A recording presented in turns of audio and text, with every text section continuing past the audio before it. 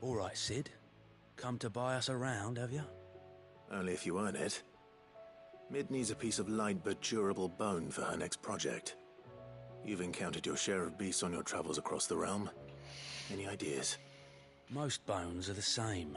Whack 'em hard enough and they'll break. If it's durability you're looking for, shell will serve you better. You know what an adamantus is? I do. And I know to give them a wide berth. Will any old adamantus do? Well, with shells, the older the harder. There's a rumour of an ancient adamantus down in Karava, near Bidza, or what's left of the village anyway. But don't expect to make quick work of the bastard. There's a reason it's lived as long as it has. I'll keep that in mind. Thank you.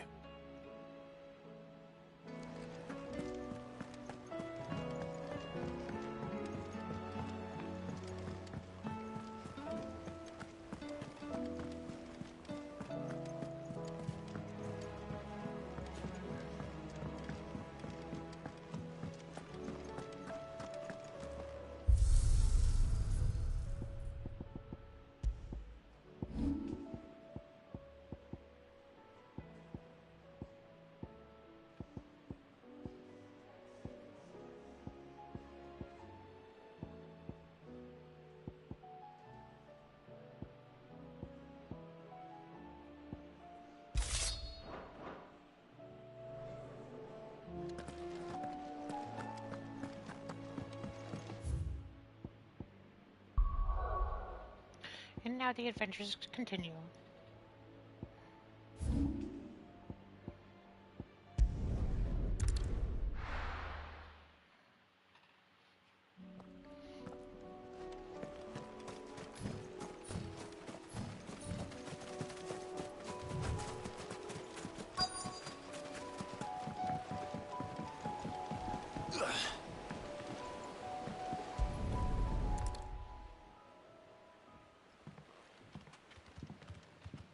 It's still here. After all these years. Lots smaller than I remember. And you're a lot bigger. You might have to swim, boy.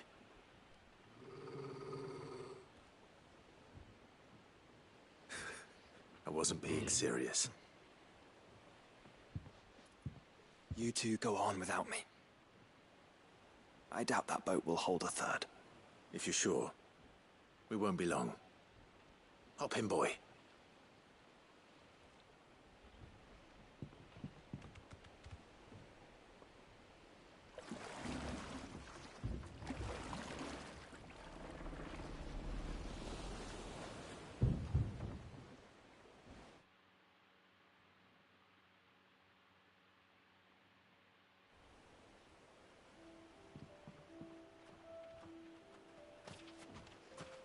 This place hasn't changed at all. The rookery's right through those trees. Come on. Race you there? I bet I could still beat you.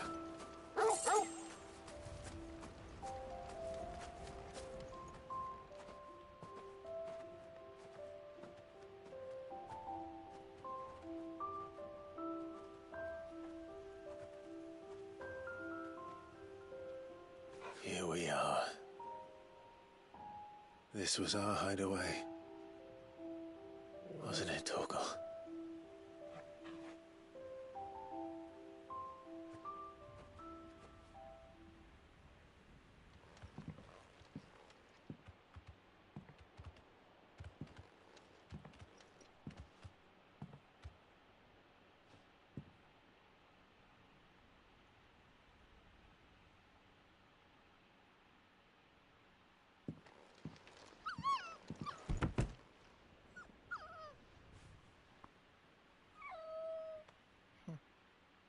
Coming here helped me to forget who I was. Or wasn't. Prince, Shield. Son his mother could love. Had I been any one of those things? Perhaps.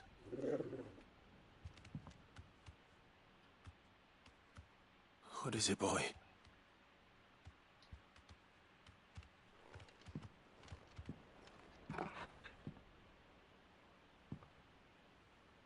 This is all from the castle. Phoenix Gate. Did you bring these here? My sparring sword.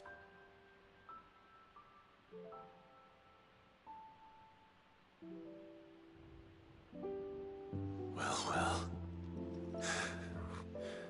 You never stopped looking for me, did you, boy?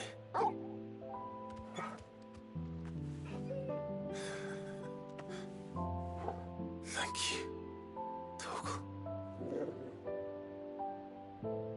for never giving up, for never forgetting.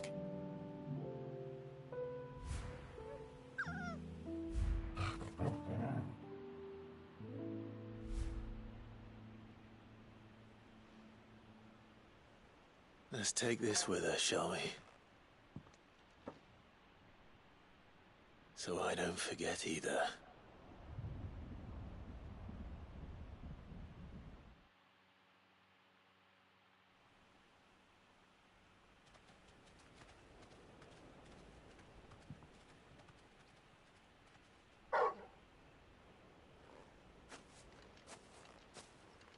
That's not the way back to the boat, Torgal. All right. I'm coming. I think I know where we're going.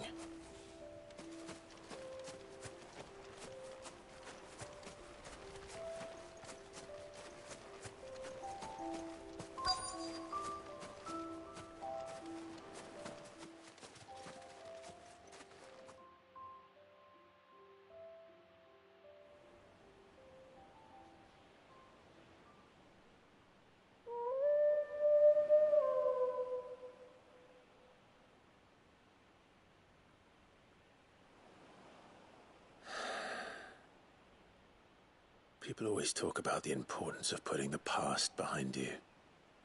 But without it, we wouldn't be who we are today. And we certainly couldn't steer our way to a better tomorrow. Come on, Torgal. Let's go home.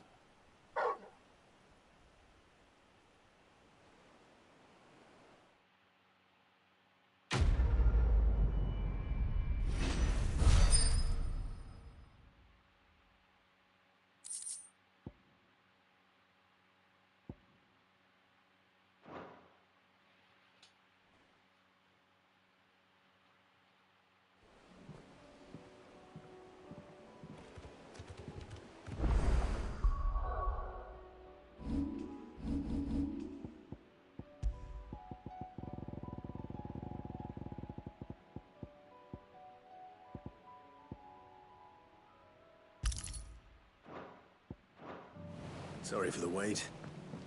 We're ready.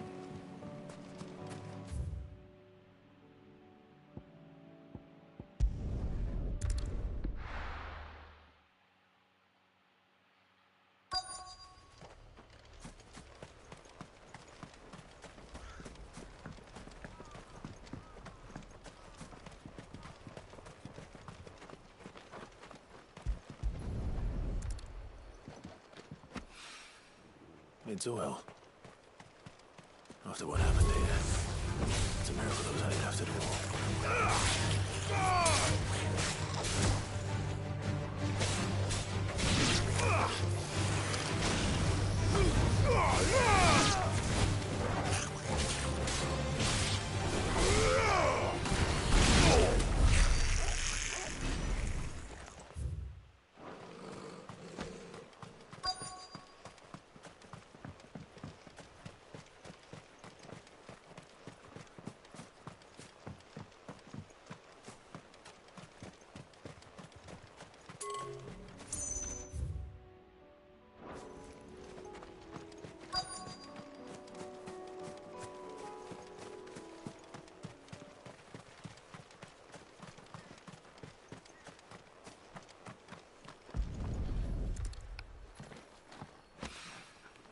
This should be enough.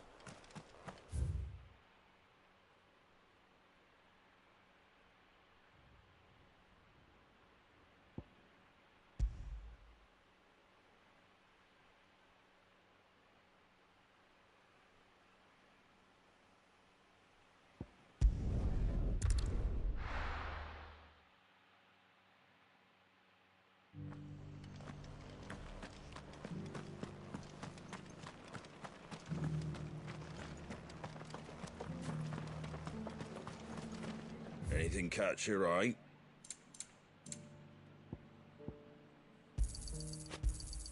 Thanks very much. Much obliged.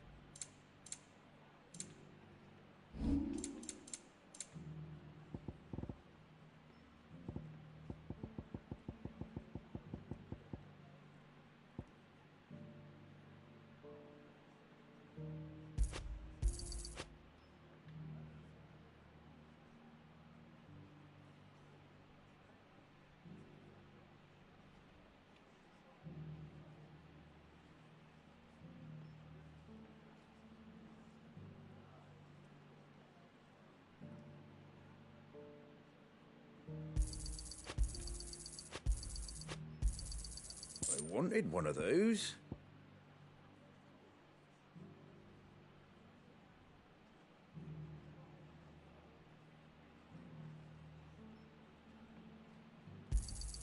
Is that everything?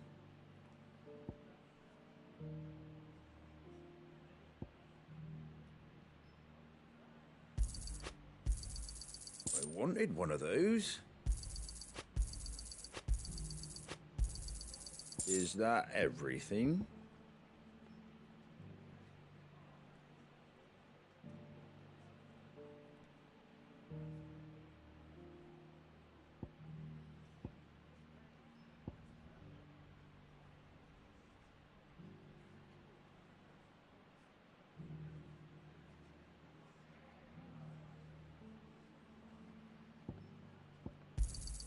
I wanted one of those.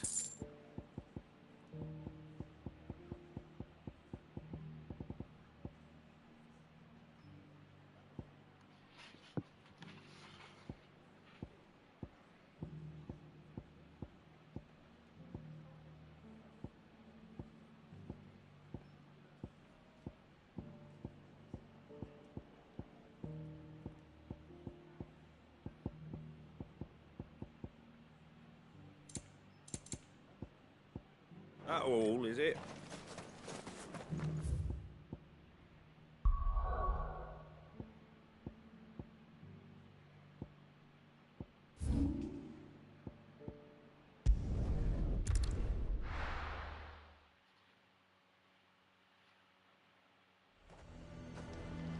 Nazaire might at least have mentioned where in Northreach he'd be testing this recruit.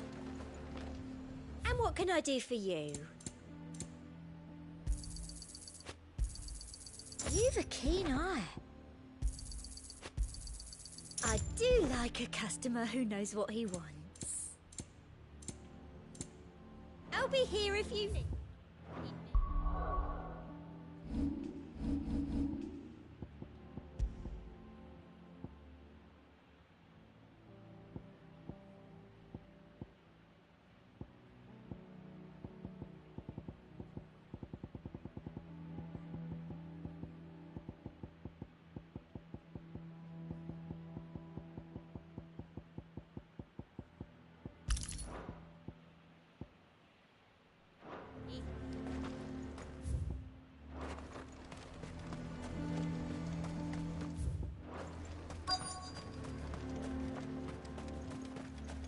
I'm nervous.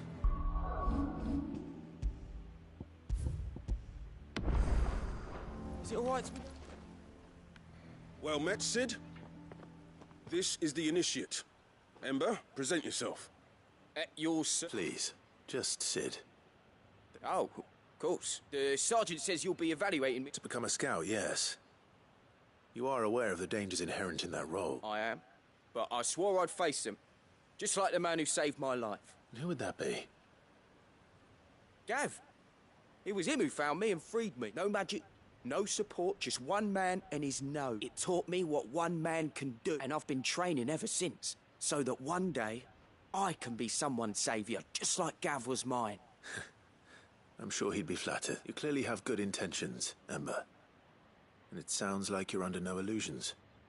Stick to this path and you'll make a fine curse breaker. So, what? Have I passed? You haven't even started yet. Now listen.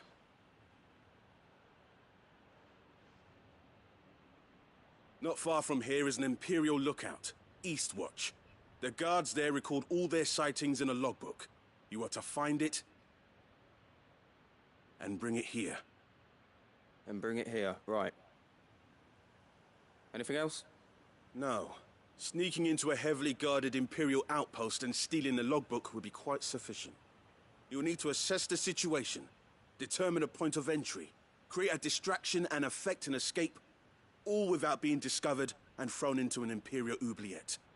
Ember, Gav isn't our best scout because he can do everything. It's essential that you know your limits. Know my limits, right. I won't let you down.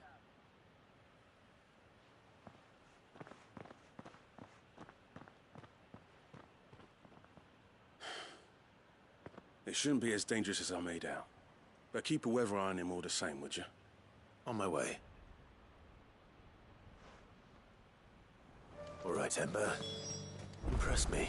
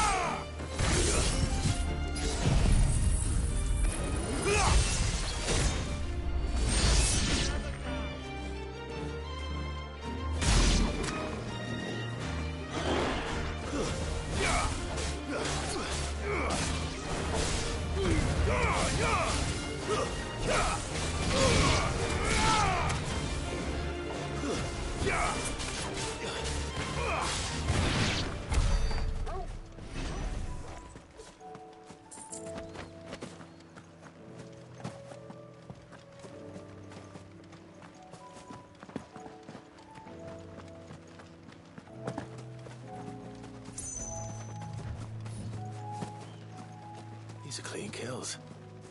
Perhaps young Ember really is ready.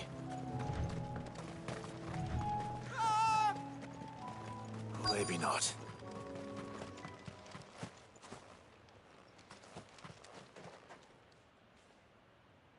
Damn it. Ember, draw your sword! I can't! Then run! If you want him, you'll have to go through me.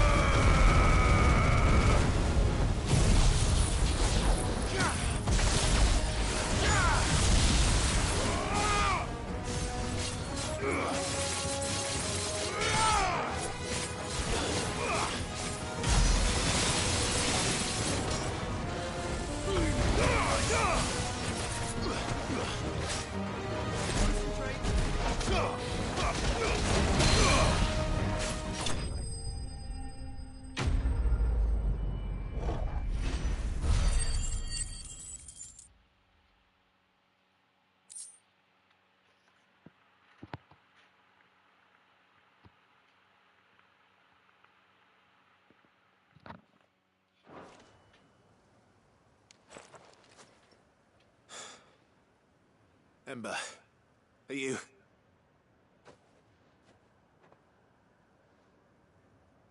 Gone. Of course. Scouts really are a rare breed. Back to Northreach it is, then.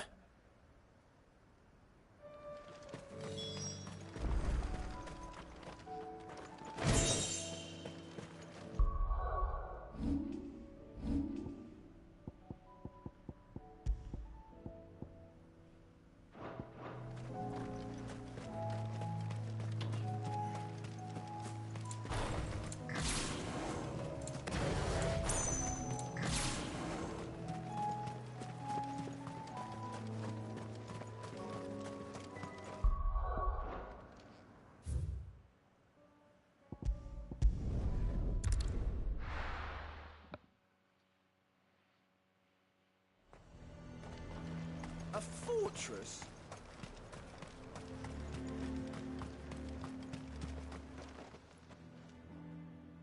I didn't expect you back so soon. Where is Ember? How did he fare? I thought I'd find him with you. He must have fled. I followed him to Eastwatch, where I found him being set upon by a wild Avis. He was just standing there. Didn't even draw his sword. I had to step in and take care of things. But by the time I had, he was nowhere to be seen. I assumed he'd set off in your direction, but apparently not. Oh, I'm sorry, Sid. I knew the boy had a nervous streak, but he seemed like... The right man for the job? I believe this is the logbook you tasked me with retrieving. Eh? How did you... Don't you tell me you breached the tower while Sid was busy saving your skin. What? Wasn't that what you asked me to do? To bring the thing back without getting caught?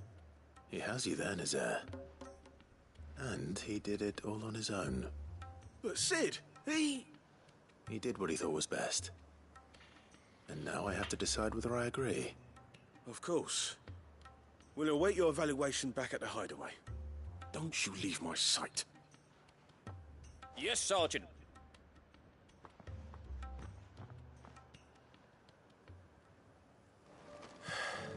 This won't be an easy decision.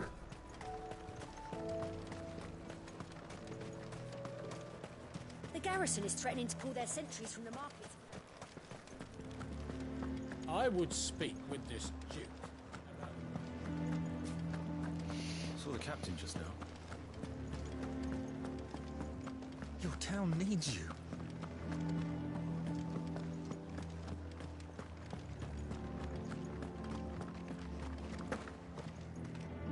Do you have a moment, Clive?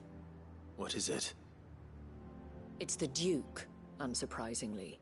His Eminence has assumed full control of the garrison and put every able-bodied man to work on the fortifications. The town was left all but unguarded, so Philippe was compelled to form a citizen's watch to fill the void. And though my dear boys have been characteristically willing to assist him in this, they want for bodies. So I was wondering if you would lend them your strength, that the people of Northreach might sleep easier, if only for a few nights.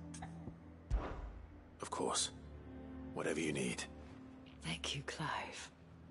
What would I do without you? Philippe told me he had men stationed at... Where can I find the mistress of this establishment?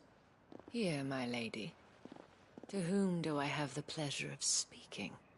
My name is Sabine, and it is my displeasure to be the daughter of the Duke of Oriflamme, who I understand is causing you and your town no small amount of trouble. I wish to speak to you about what might be done. Very well. Let us speak. I trust you'll forgive me, Clive. Absolutely. Our conversation can wait. Please, proceed. As you know, my father is a most overbearing and supercilious man, and I join you in objecting to his every action. Indeed, I owe you my thanks for continuing to argue against his reckless plans. Yet I fear he is not one to be swayed by reason. No. He must be made to face the consequences of his actions. And who would make him do this? I would. Myself and several other like-minded individuals. Were you to join us, we would surely have the strength to drive him from Northreach for good. Does that not seem a trifle drastic? Drastic action is precisely what is called for.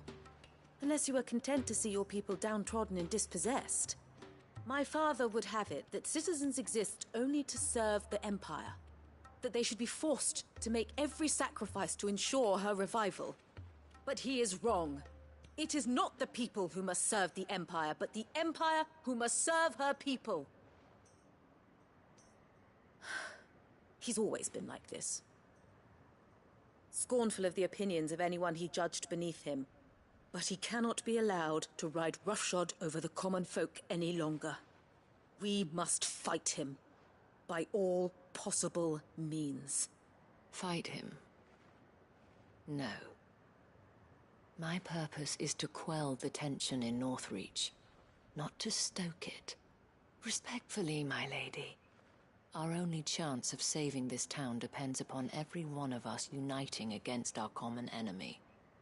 Your father and his followers included. While I understand your frustrations, I cling to the hope that he may yet be won round. False hope, I assure you.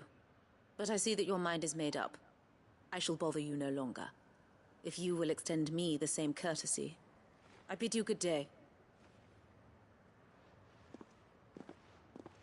She certainly has spirit. Indeed.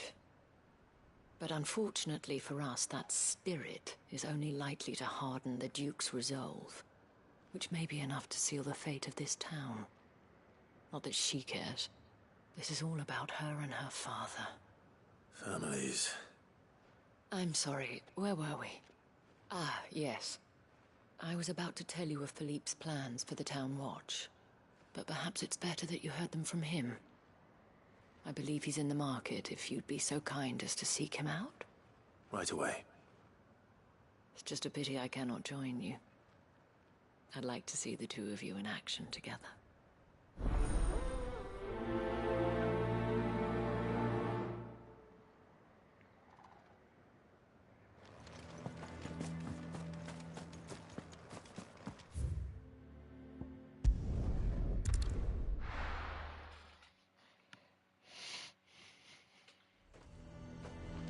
A fortress? He'd have our coin, our stock with us. So you are content to abandon the people? Please, I beseech you. If you are a true son of Northreach, you must fight to defend your home. That's exactly what I am doing, milady. Or trying to, at least. The land is crawling with fiends, and someone has to keep watch. Even when our true enemy is hiding in the garrison? Fine. You're not the only able-bodied man in Northreach. Thank you so much for your help.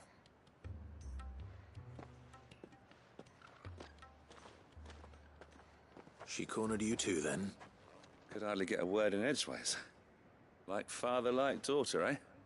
She made an uninvited appearance at the Vale earlier, hoping to convince the Dame to join her in fomenting rebellion. I bet that went well. Her ladyship seems to have a way with people. Anyway, what brings you here? Our mutual friend thought you might welcome some help. Oh, she did she? Right as always. In fact, you're just the man. We've had some reports, you see. Sightings of, you know what. They're back. Seems that way. All over, too. We haven't been able to confirm anything yet, but if you're willing, you could go and see what's what. Right. Where should I look? You know Grieger's Weep? One of the sightings places them somewhere on its shores. I'm on my way. Thank you, Clive. I'll look into one of the other sightings. Let's rendezvous back here later.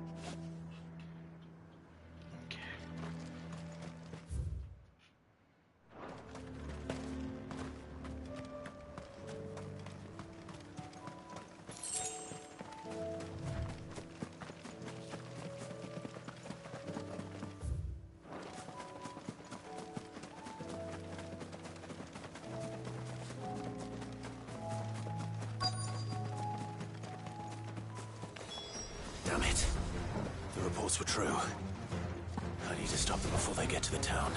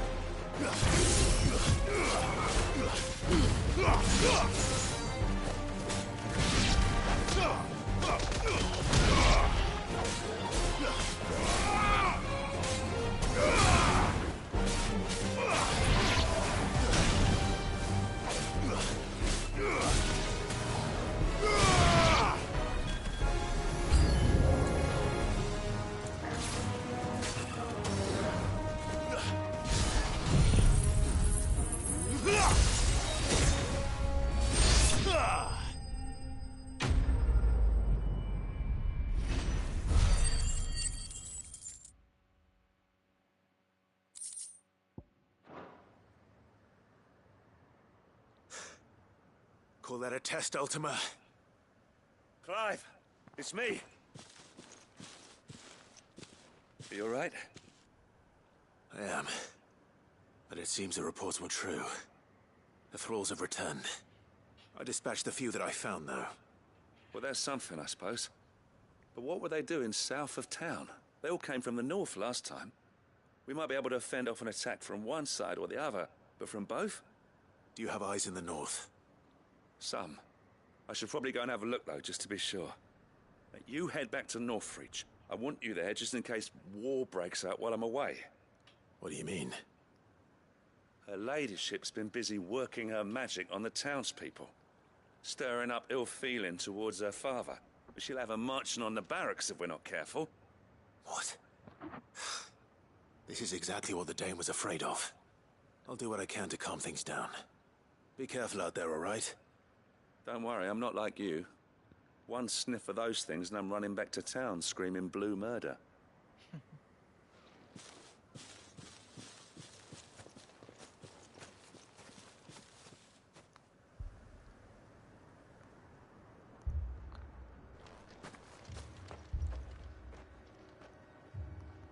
Do you not see, Father? The people of Northreach have given enough, and only a fool would ask for more. Listen to me, Sabine. Where would our people be without their country, hmm? The Empire is their sword and their shield.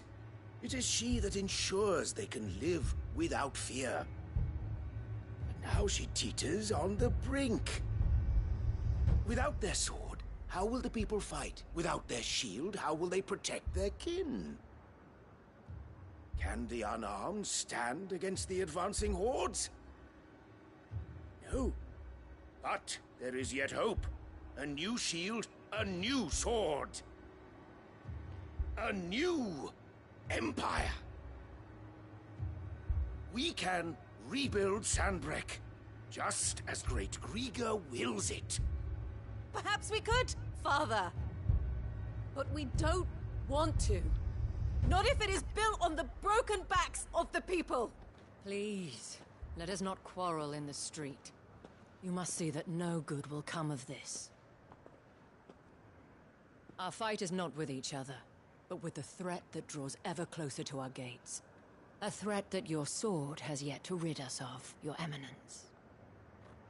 You will hold your tongue, whore! You may have filled my daughter's head with your heresy, but I will not be corrupted. Corrupted?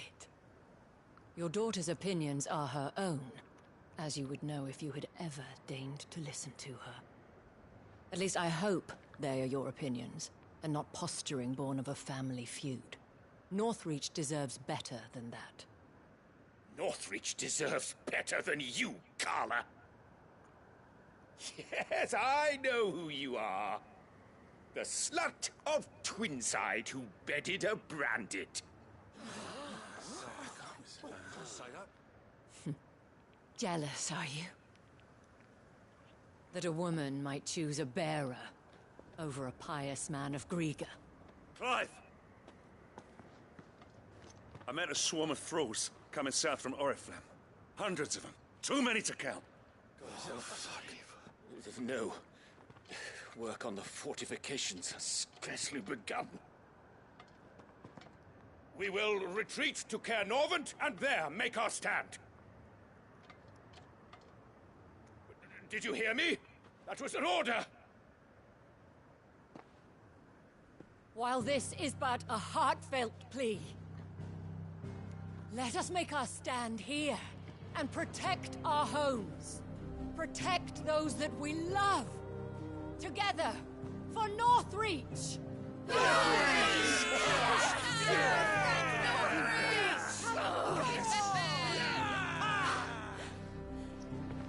You heard the dame. What are we waiting for? Pikemen to the gates. Archers to the roofs. Quickly, come on!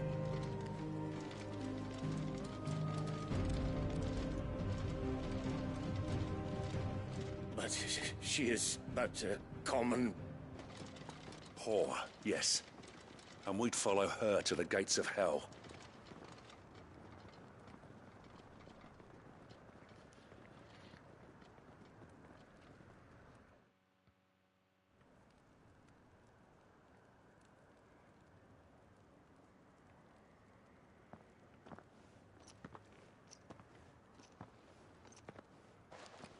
The men have their orders, and they look like following them.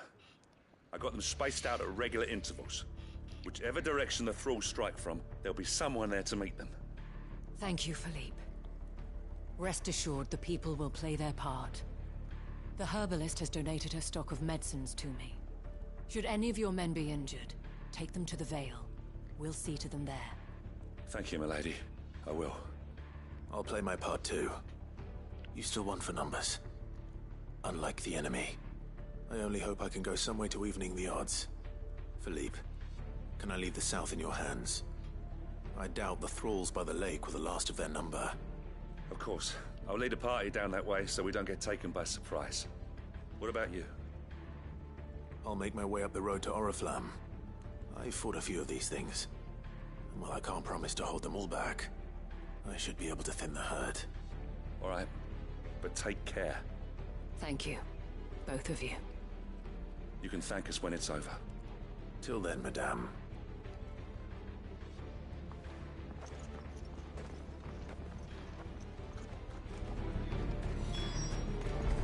When the fight begins, we can take refuge in...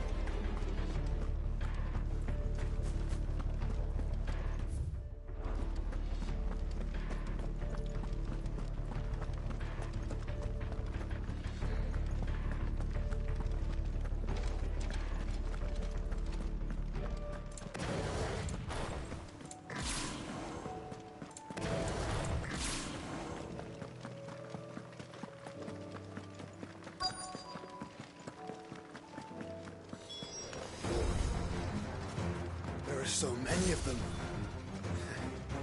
Not for long.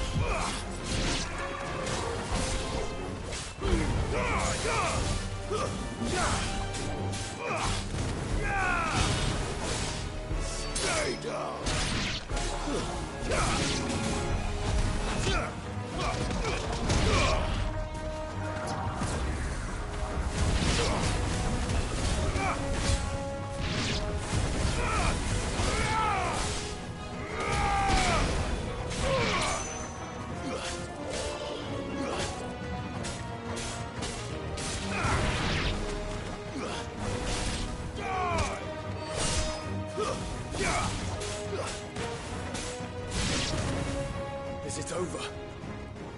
No. It's only just begun.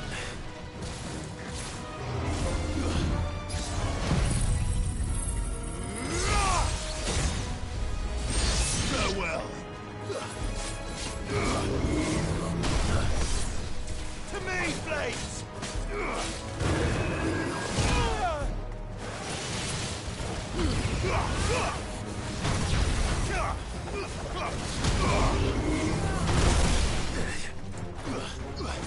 Thanks, boy.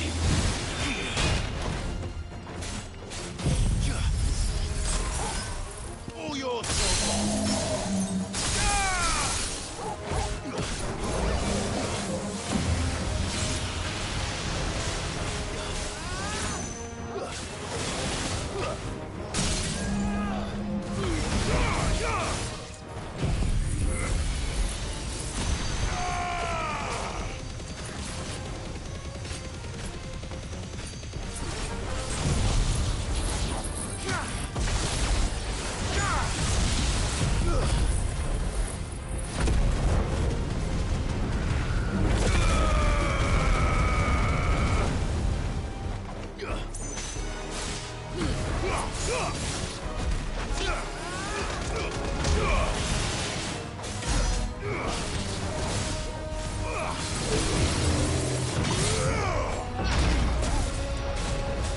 Farewell.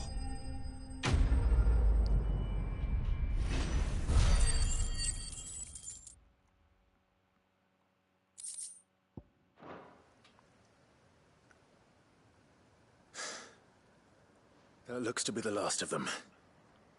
I wonder how the others fared. Better hurry back to town. Come on, Torgal.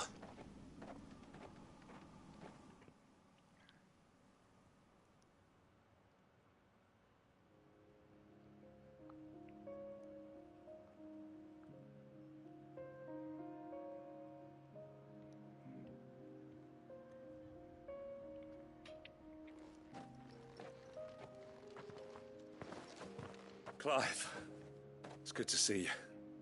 And you. The road to Oriflamme is clear. How did you and your men fare? Well, we ended up fighting for our lives down by the lake.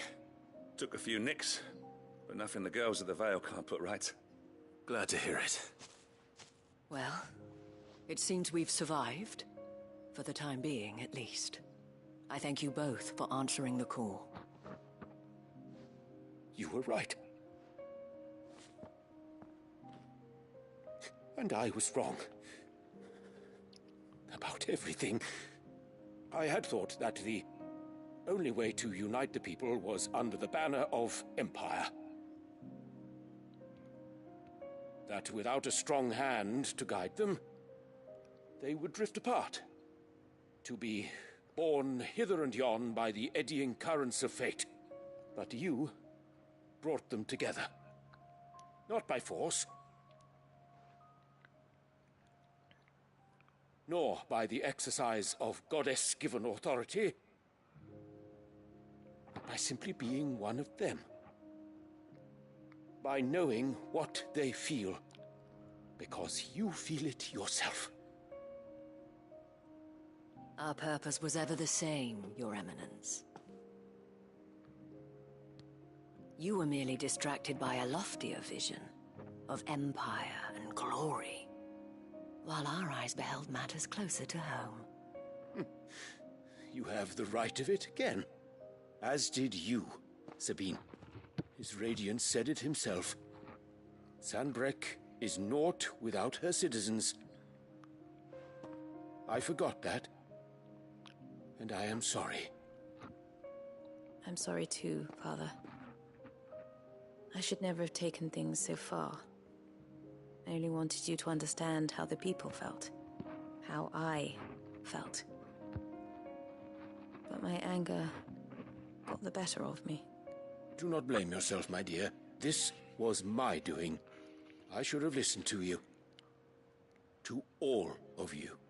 Your Eminence, your Ladyship, I do not doubt that you came here with the best of intentions. But I believe the same could be said of us all. We all want safety, security, prosperity.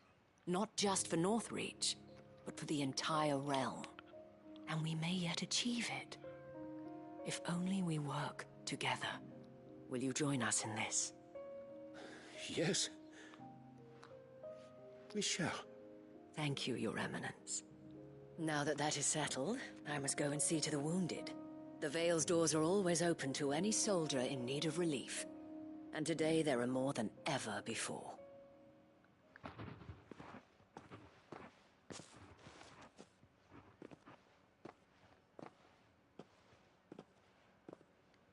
Madame Isabel is a rare soul indeed.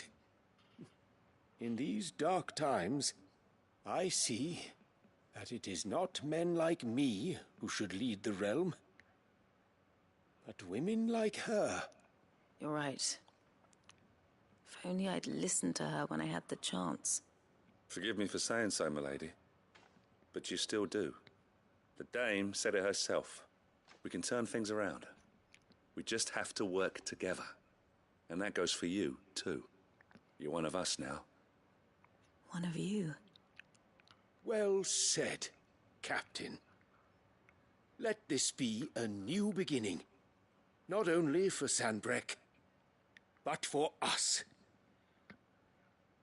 Well, since there's nothing more to be done here, I should see if Isabel needs any help moving the wounded.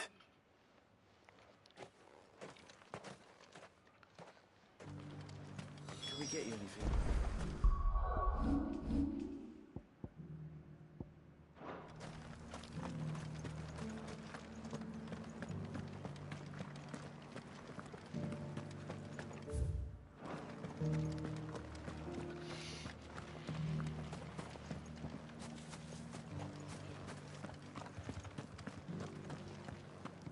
Just a little further. This the last one?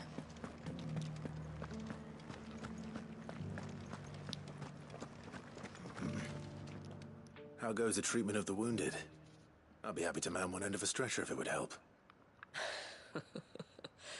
You've helped quite enough for one day, Clive. Thank you. Don't mention it. Oh, but I must. After all you've done for this town, it is the very least you deserve. Tell me, if Northreach had fallen, what would you have done? A woman of your means could find a home anywhere in the realm, but I sense you would rather have died here. It's a long story.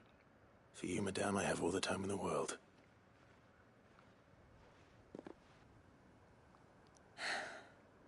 Very well. Long ago, I had a life in the Crystalline Dominion. I was Carla then, courtesan to the nobility. So sought after was I that it was only they who could afford my time.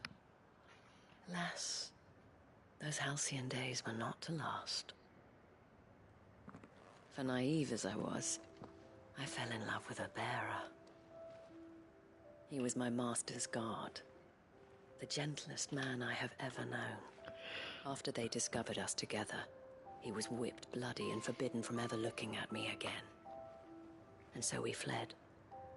Not that we had anywhere to flee to.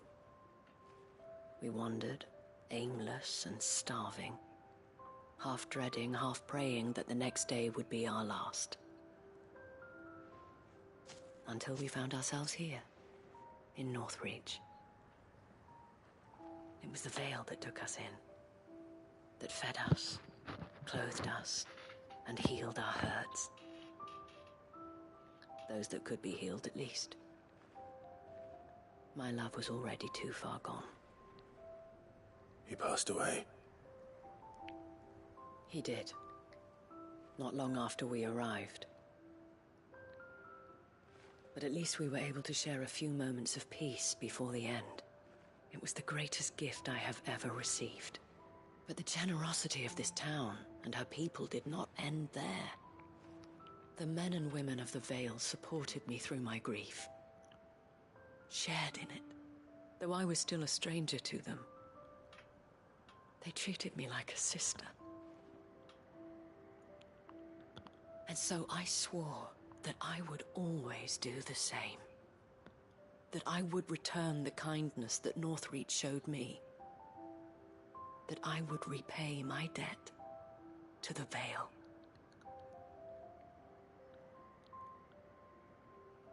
Thank you, Isabel. for sharing this with me.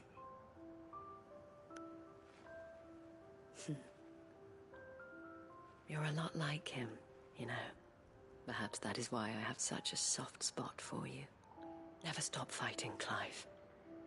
And I shan't either. I know that it will not be easy to keep Northreach together. But our efforts will be rewarded. Just look at us now. The people, the soldiers, even the Duke of Oriflamme and his daughter. All united in defense of this town that we have come to call our home. And what of you? Can we count on your support too? Always.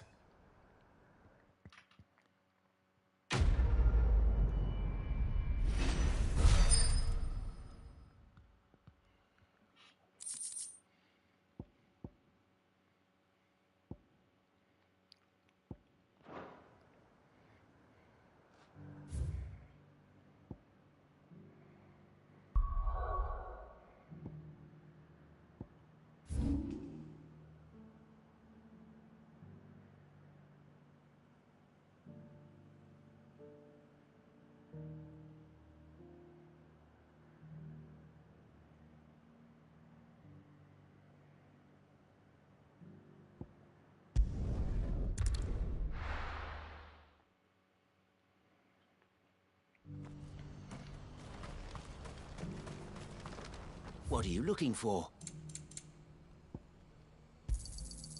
Many thanks. You're welcome anytime.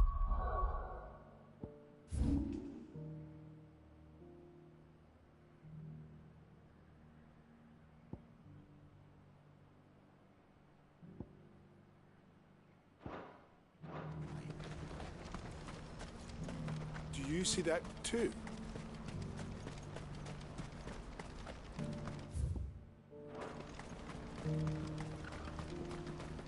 Papa? What is it? Oh, please, just make it stop. I'm scared.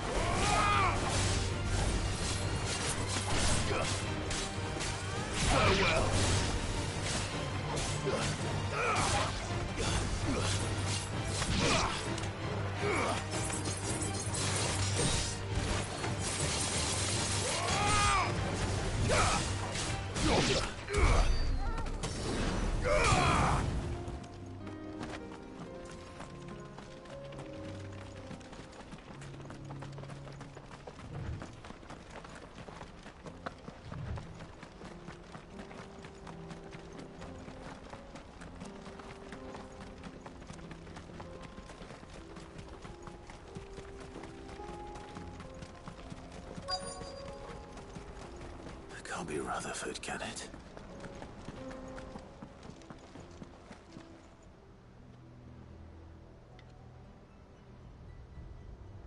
Turncoats and cowards, the lot of you! If it's a fight you want, it's a fight you shall have! Allow me. I don't need your... Please, Field Marshal, oblige him. This won't take long. You're right.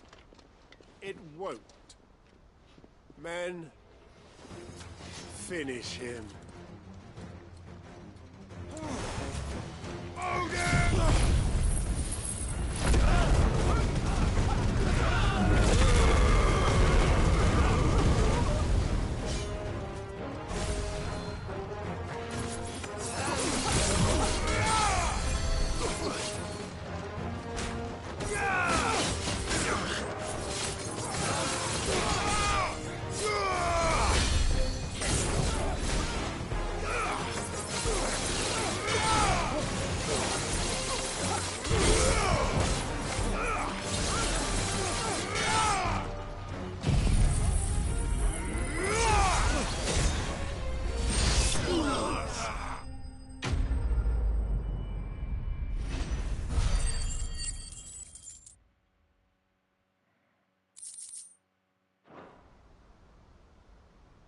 little longer than I'd have liked.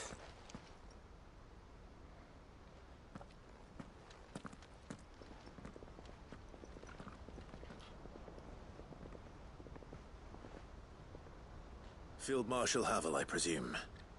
Are either of you injured? No, my lord. You arrived just as our escort turned on us.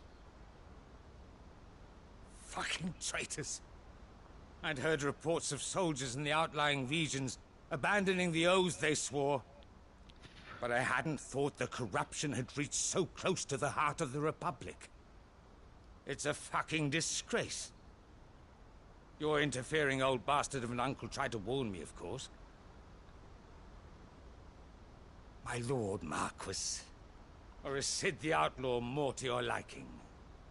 Call me what you want. It doesn't change who I am, or the urgency of the message I bring. My uncle has a plan to right the realm, and he needs your help to see it through. Before I agree to anything, I'd have you answer one question. What do you stand to gain from all this? I won't deny that I might benefit from further chaos. But I seek a new beginning for all of us. And while the choices I've made may not always have been the right ones, I know I made them for the right reasons. For so long, so many of us have been told how we could live, how we could die, when it should have been our decision all along. Now we have a chance to put things right. But in order to take it, we must stand together, even if it be beside those with whom we don't see eye to eye.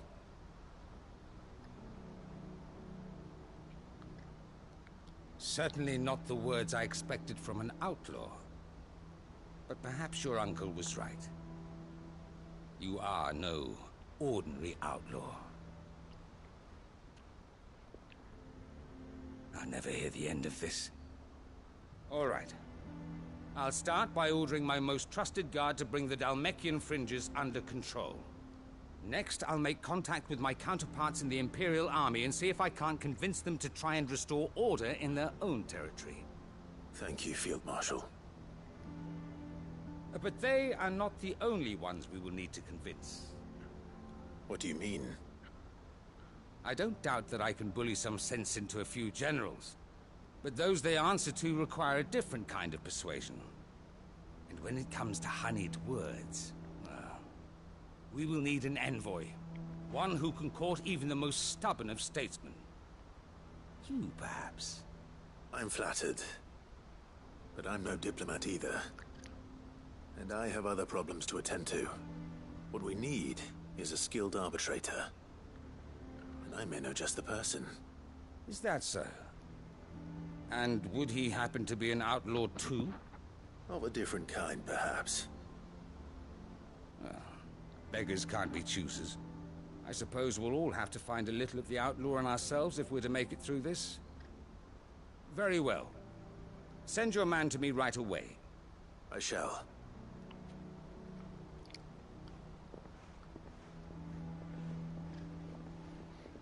My Lord Marquis. Your Lord Uncle bade me escort the Field Marshal to his manor in Port Isolde. And I will see that my associate joins you there. Very good, my lord.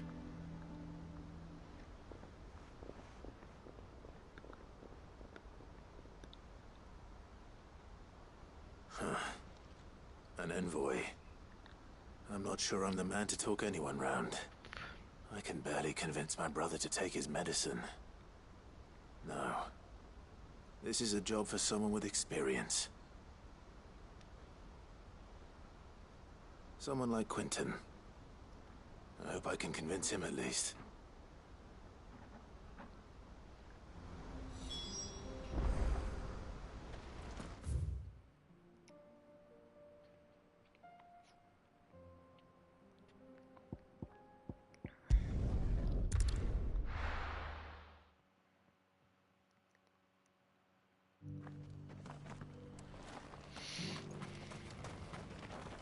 Welcome, welcome.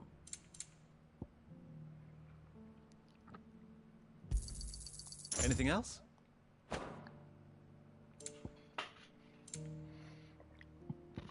Take care.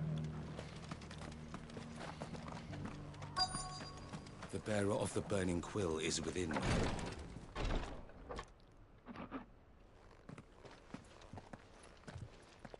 Your Grace, my lord, I trust your journey was not overly onerous.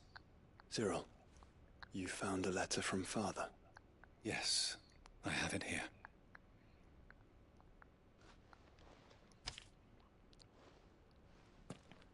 If you would do us the honor, my lord.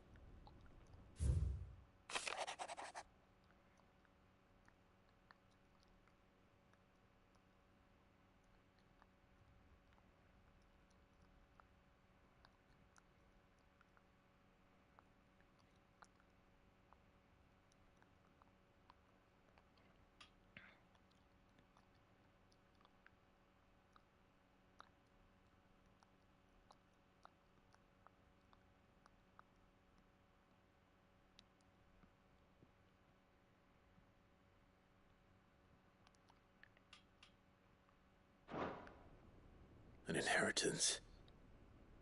It would seem the late Archduke penned this missive shortly before his passing. The day before we left for Phoenix Gate. What are these plans he spoke of? His plans for the duchy, Your Grace. Your father entrusted them to my predecessor, the former bearer of the Burning Quill, who entrusted them in turn to me. The complete emancipation of bearers is their stated aim. But your father's dream did not end there. His Grace also spoke of building hospices to care for those stricken by the curse, and the founding of a new university to further the development of non-magical technologies. With the blight spreading ever more widely across the twins, Archduke Elwyn saw this as the only means of securing Rosaria's survival. He wished to see men and bearers treated as equals. To see centuries of common wisdom overturned. Small wonder he did not think it achievable within his lifetime. But he thought it achievable nonetheless. Had he not, he would never have written this message. Nor would he have entrusted his vision to his most faithful aides.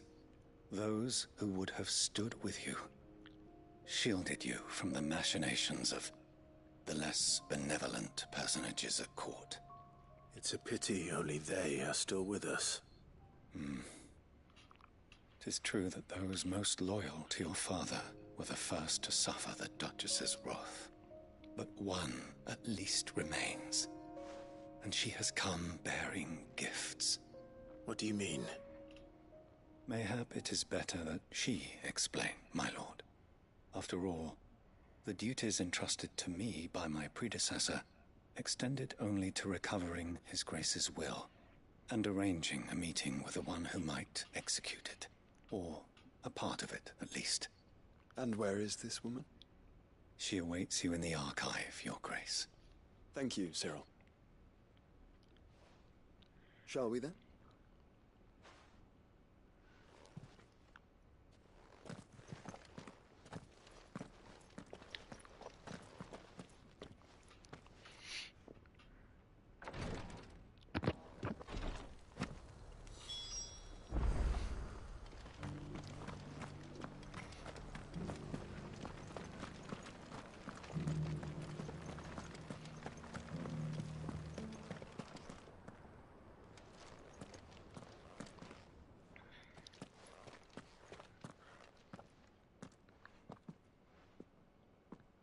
My lord, your grace.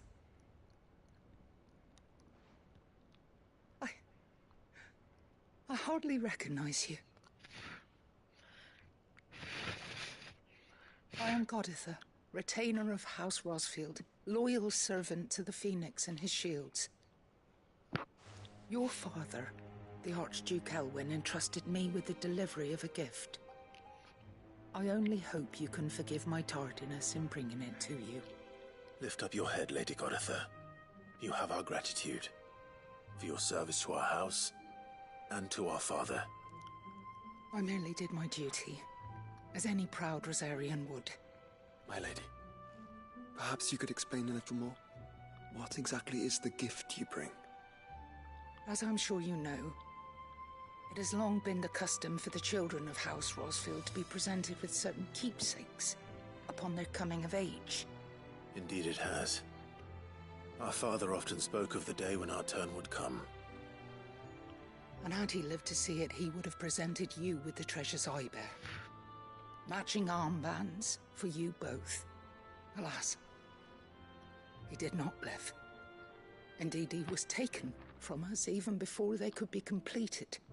He had intended to claim the Heartstone with which each armband was to be finished himself, but it was not to be. And his gifts remain incomplete. I see. It saddens me to bring them before you, as they are. It was your father's wish that you be presented with the finished articles, not these works in progress. But with his grace long since gone, and the stone left unclaimed, I had little choice. You are grown men now, and his house is yours. And while I would not presume to insist upon your claiming the Heartstone in his stead, I know that nothing would have pleased him more than for you to do so. Thank you, Lady Goditha. What say you, Clive? What else? Of course, my lady. May our father's will be done. Oh, I am much obliged. Do you know where we might find this Heartstone, my lady? I do. Though it may be a matter of a good deal more than simply happening upon it. It is found in the bellies of elder griffins, you see. We do at least know where to find one. A certain specimen has made its nest in Titan's Wake, not far from here. A certain specimen? You are most perceptive, Your Grace. In answer to your unspoken question, yes. In fact, this is the very same beast your father meant to slay. I have been tracking its movements since you were but a boy. Were you to slay it in his stead, as men of House Rosfield, it would surely make your father proud. What say you, Joshua? This is a really, What else? really cool side quest. I feel like this should have been like... Titan's Wake is to the south of here. But we must not be hasty. The good lady has been disappointed once already.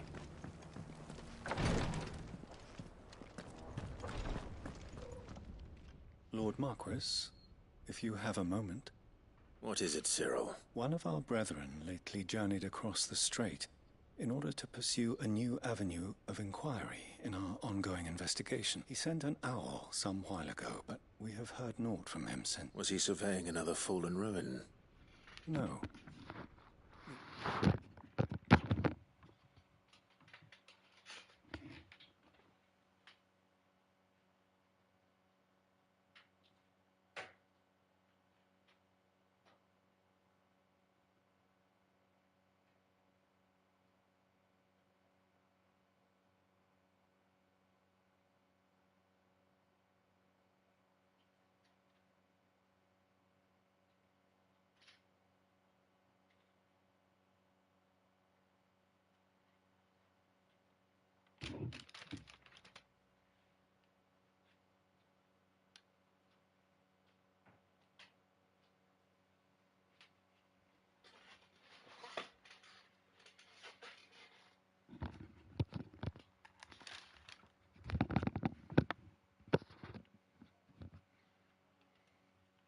The object of his study was a savior cult that has arisen in Ash in recent years.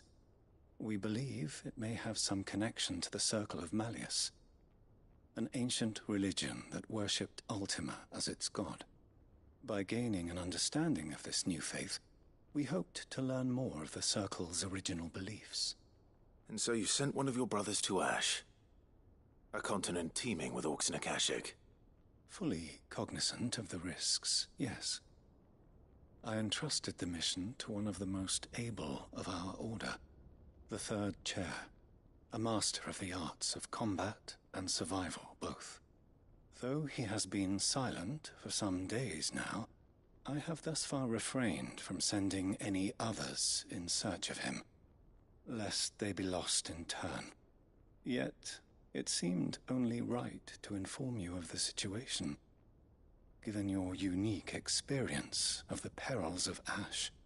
For as you so earnestly advised me, it would not do to abandon a man to his fate, when he might yet be saved. It would not. But Ash is a big place. Can you be any more specific? Perhaps. The last owl I received from him mentioned a village where he had heard the cult were wont to assemble. Mickleburg was its name. It lies in the southern reaches of Waloed. If aught ill befell him, I expect it did so there. Right. I'll see what I can do. You are much too kind, my lord. Go then, with my hopes, and may the firebird's flame ever burn in your heart.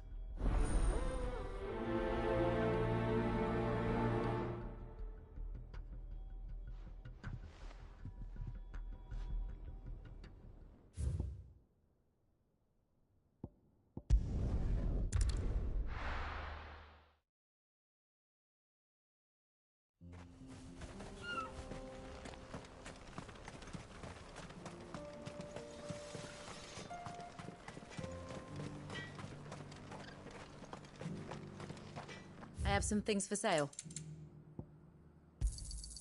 Here you are. May we meet again.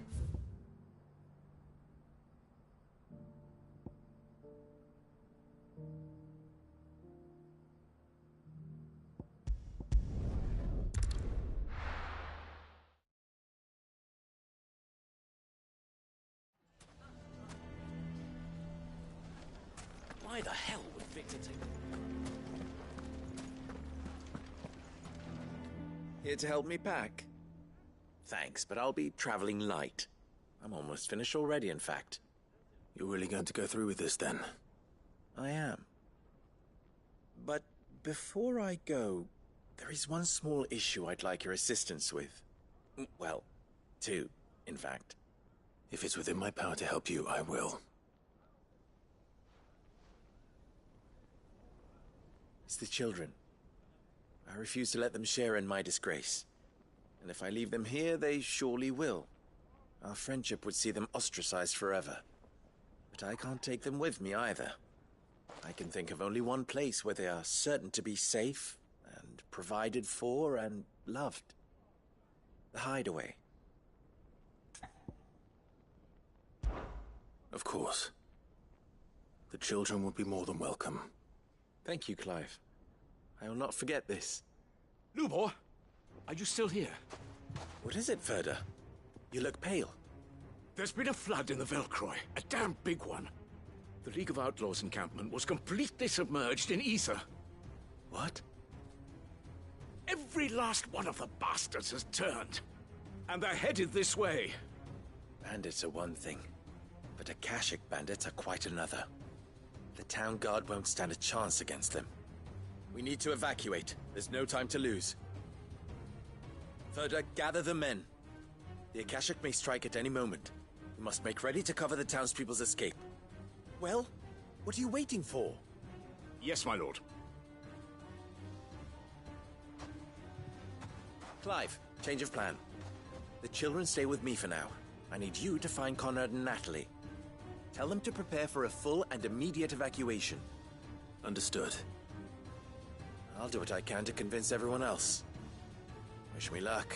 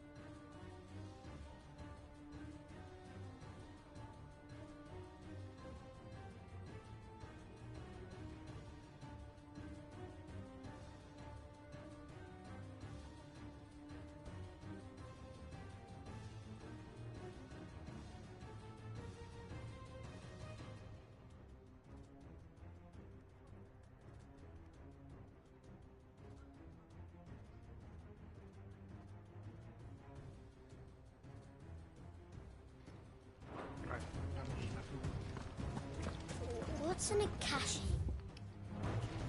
You have to listen to me. They're coming.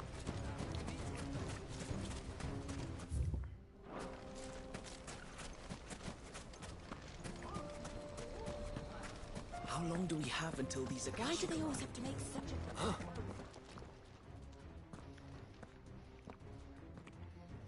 Ah, it's you.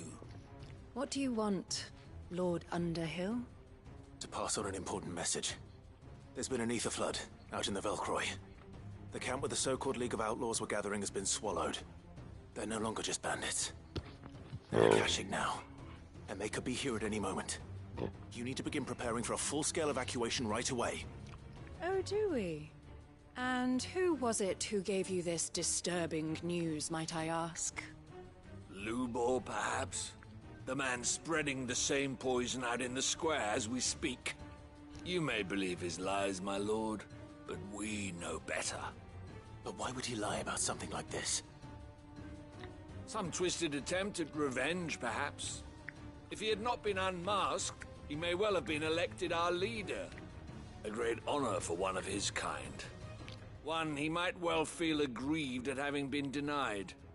Lord Underhill, forgive me, but it has become all too evident where your sympathies lie. Lubor cannot be trusted, and neither, therefore, can you.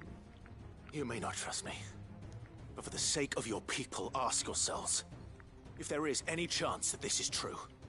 There isn't. You can be certain of that. Now be off with you. You're making a mistake. Come, Clive. If our words will not move them, then we must find another way to help save the town. Right. Let's speak to Lord Ferda.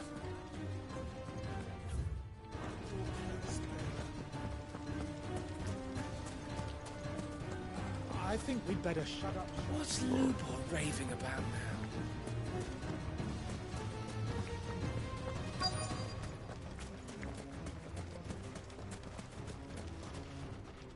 Lord Ferda. Sid, what's wrong? I went to warn Conrad and Natalie about the Akashic, but they wouldn't listen. They've convinced themselves that nothing Lubor says can be trusted. The bloody fools. Which means the town guard can't be counted on for support. But I can. If there's anything I can do to help you defend Dalamil, you only have to ask. I appreciate it. Sid! Ferda! I've been looking for you everywhere. Victor? I thought you'd left. I couldn't abandon a friend in need. And Lubor is in need at this very moment. Come quickly.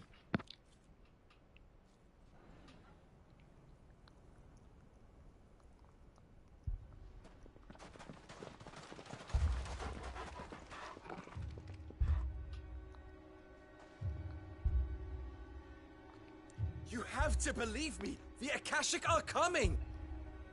They don't eat. They don't sleep. They don't tire. And they don't care who they kill. They're unlike anything that's come before. There won't be no parley, no mercy granted. We may have saved the town once, but this is different. I do not ask that you forgive me, but please believe me. If you do not run, you will die. You will all fucking die!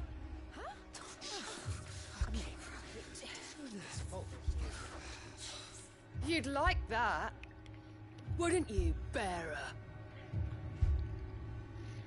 Yeah, with us out of the way, your kind will be free to claim Dalamil for yourselves. You should run! Run, bearer! Yeah, run! Run! Far away! Run! Just go, bearer. Yeah. Yeah. Yes! Go. Go on, then. Go on, go! Just go. Just go. Lubor. Wait. Someone's coming. No. Come on! Stop! You're hurting him!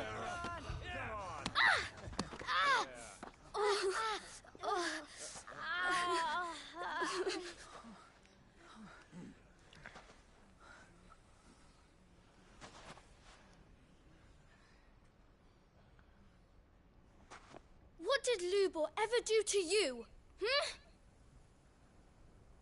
He solves all your stupid problems, and he keeps all of you safe. You know there's nothing he wouldn't do for this town. Who was it who made that cleaver you use every day, Conrad? And what about your counting table, Natalie? Who fixed that? Whose men make sure the streets are clean so all your boots don't get dirty? Who spends all day, every day making sure things run smoothly around here? And none of you ever say thank you. Ever. But did Lubor ever complain? Well, does he ever stop smiling? He keeps this whole place going. And you act like it doesn't even exist!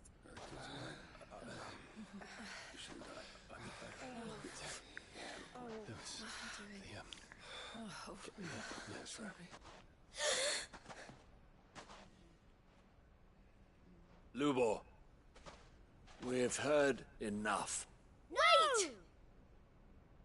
We will not run. The town guard will not abandon the very place it is sworn to protect. And I will not give up for lost the stores that we labored so hard to fill.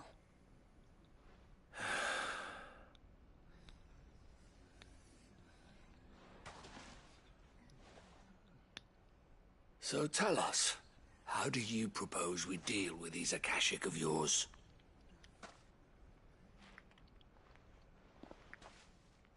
We won't run, but we will fight. All right, then.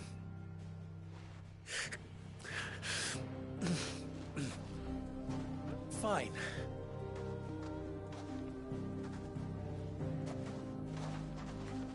Gather round if you don't want to die.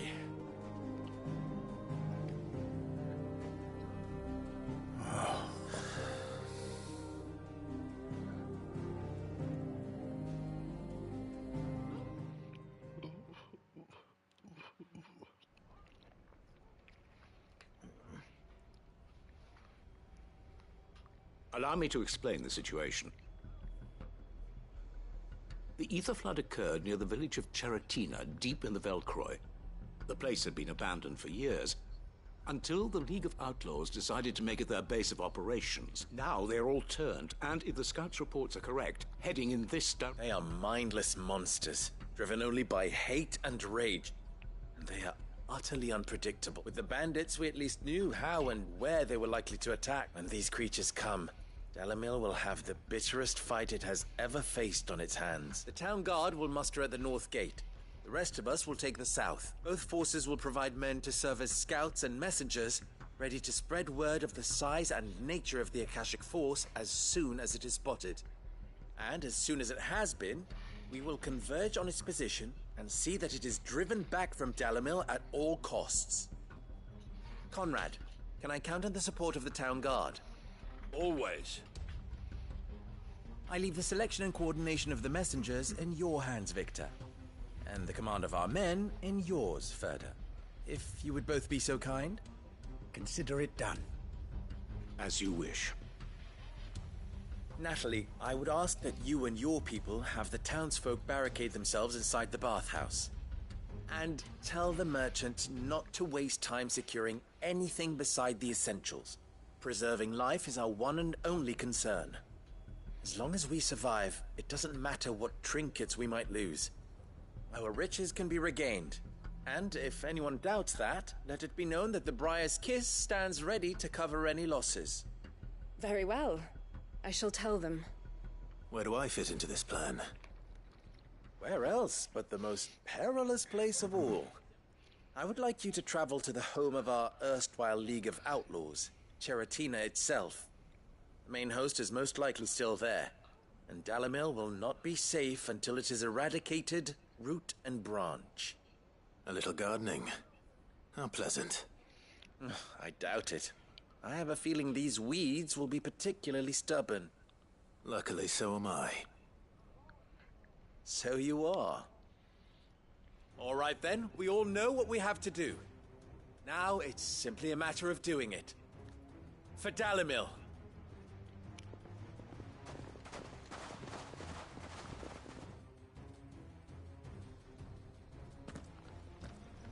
Looks like everyone's ready.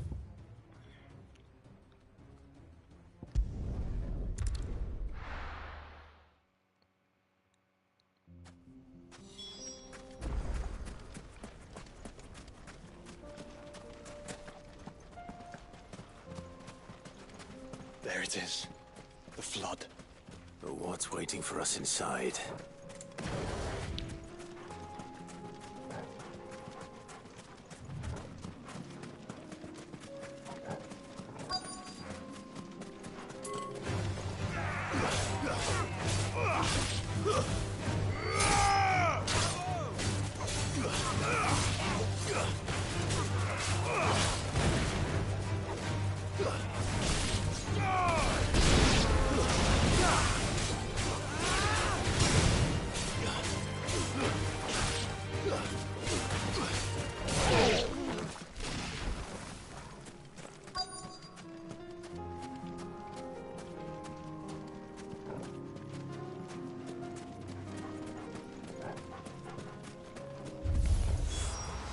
A single one alive.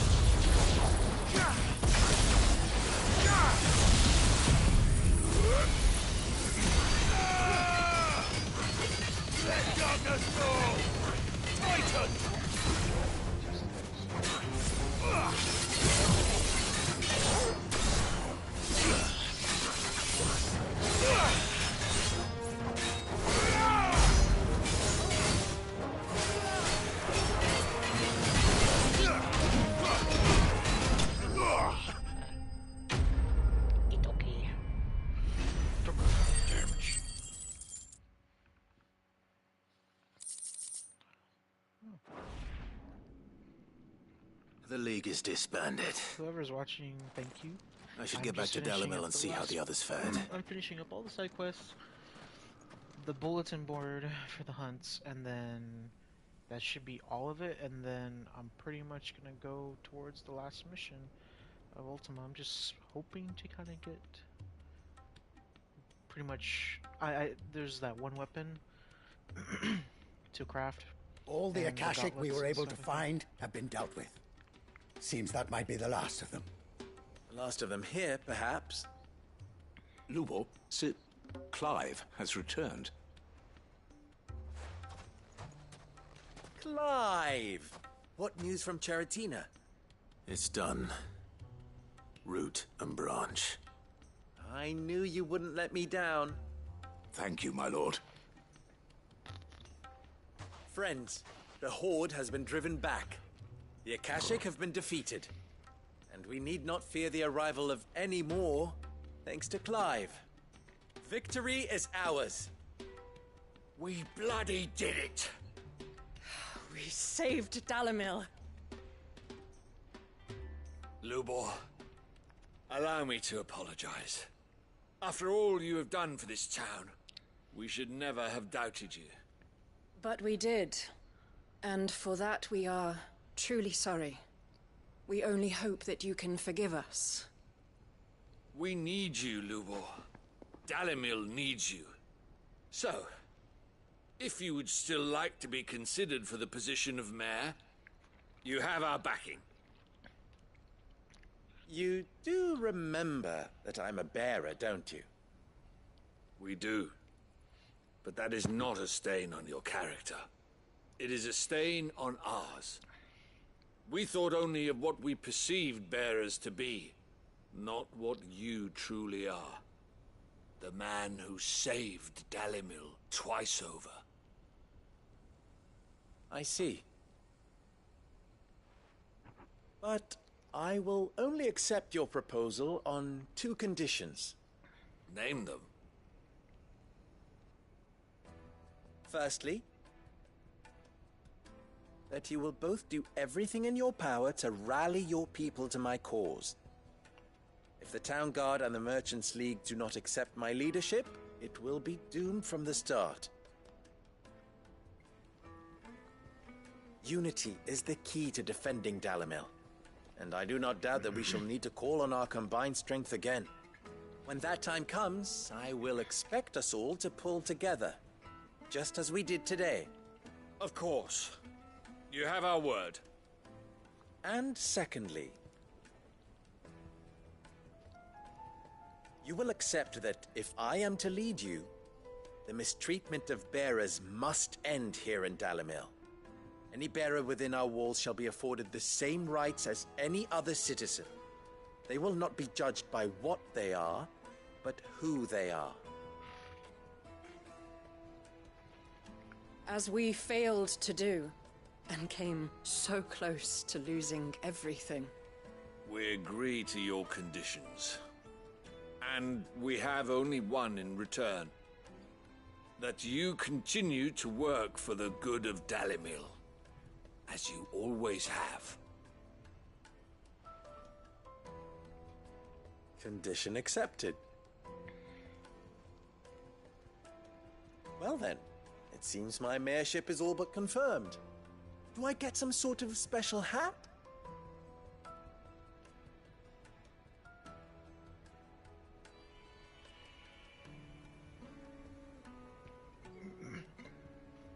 How fickle fate can be. Not so long ago, I had resigned myself to leaving Dalimil in disgrace. And now, I find myself her leader. Here. For everything.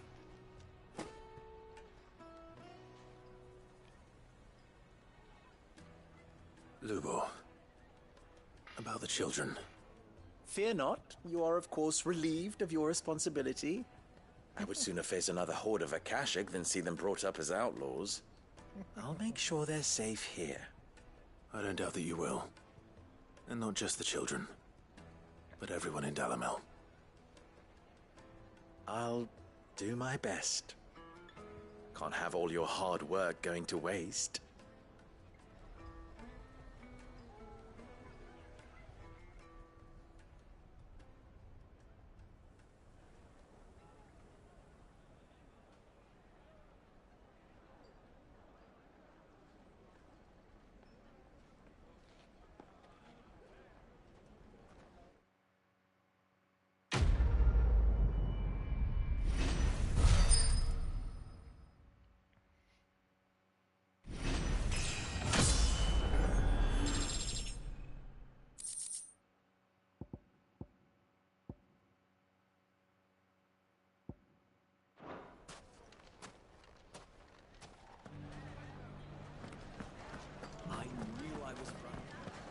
ginger and ginseng.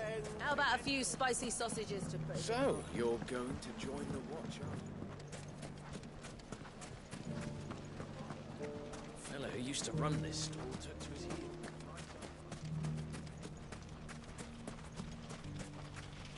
Anything I can interest you in? My thanks. Here you are. Go with Gilbert.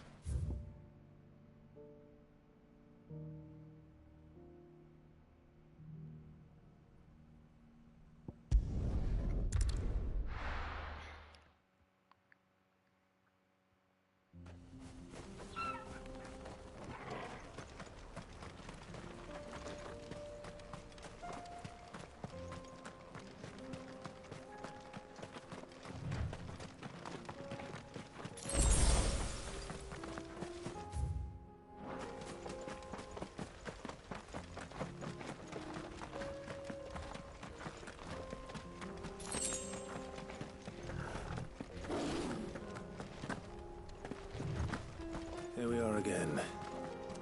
Carava. If you were a tortoise, Torgor, where would you hide?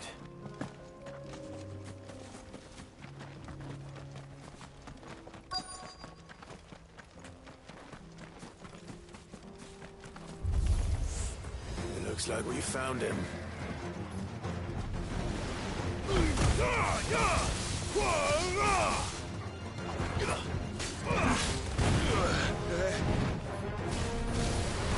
Too slow.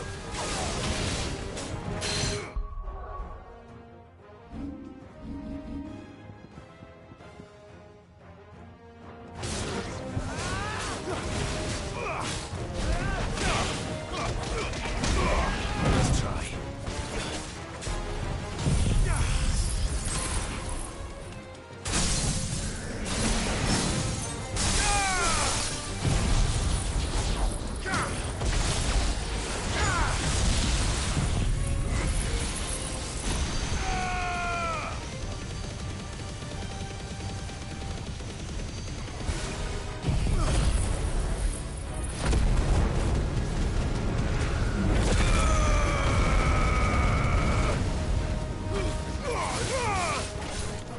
Fire and flame!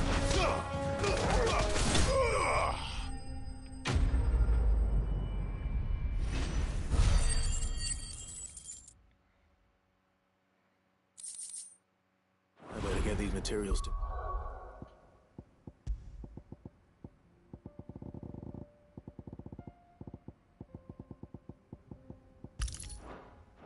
Mid says she can finish her prototype.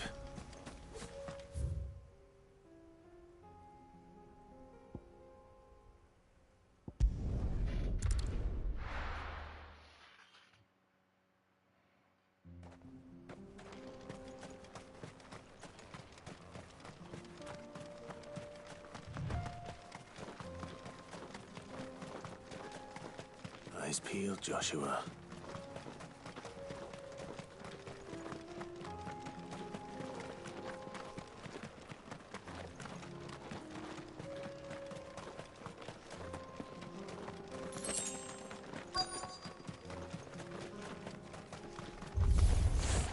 There it is. For House Rossfield.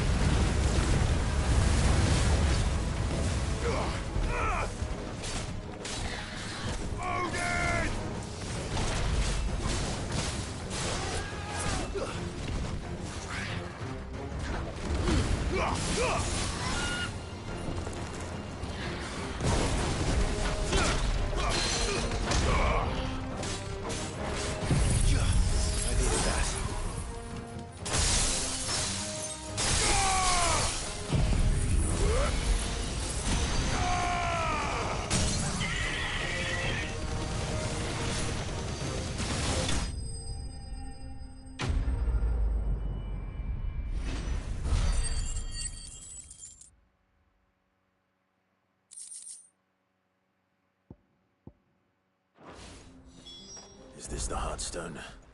I expect Lady Godotha...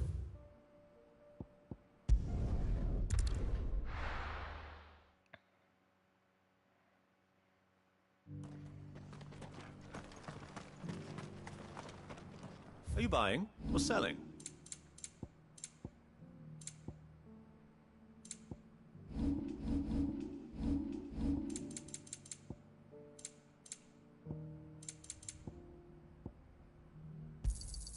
Of course. Go safely.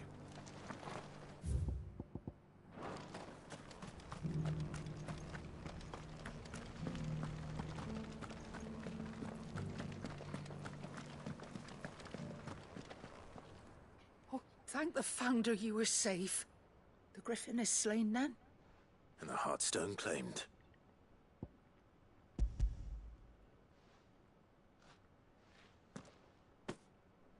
Yes.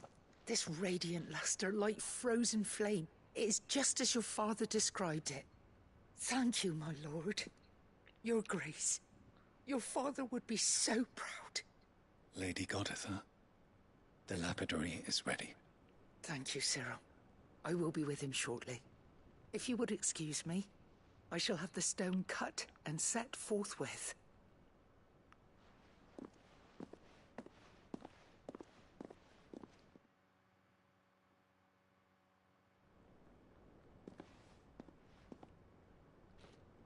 The armbands are complete. Pray, take them. They are yours, after all. Heartstone is harder and more enduring than garnet, or even ruby. It symbolizes unwavering will and devotion. And the graven vines encircling the stone represent the unbreakable bonds between you. It's a message. Father knew we had enemies both inside and outside the duchy. Enemies who would thwart his vision. Only with unwavering devotion would it ever be realized. And only if we stood together, as Phoenix and Shield, as brothers in arms, only then might those enemies be overcome. Indeed. His Grace knew the enormity of the task he would entrust to you, his heirs. But this was more than just a message. It was a promise. That he would always be with you. Thank you, Lady Godotha, for remaining the steadfast custodian of our father's will. Forgive me, my lady, but there is something I don't quite understand. The Undying told me that after Father died, Mother claimed all of the ducal treasures for her own. Even if the armbands were incomplete, she would surely not have overlooked them. So, how were you able to keep them from her? Because I was the keeper of the vault. Though I was but a lowly servant, your father spoke to me of his intentions for the bands, of the deep love he had for both of you, and his hopes for your future. In the days before the disaster at Phoenix Gate, I discovered that the Duchess had ordered her jewelry be sent away from the castle. It was then that I knew she meant to betray us. I tried to warn your father, but it was too late. When word of the fire reached Rosalith, I knew my time was short. So I took up the armbands and I fled into the night. And thank the Founder you did. Yet my duty to your father was incomplete. Not knowing what else to do, I followed the Griffin, thinking I might claim the Heartstone on its passing. And so my pursuit continued, until Lord Cyril appeared before me. He informed me that His Grace's will had been recovered, and that his sons were alive and well. Lady Godotha, on behalf of my father and all the people of Rosaria, I thank you for your loyal service. As do I. Thank you, my lord. Your Grace, for coming back to us. For giving my service meaning.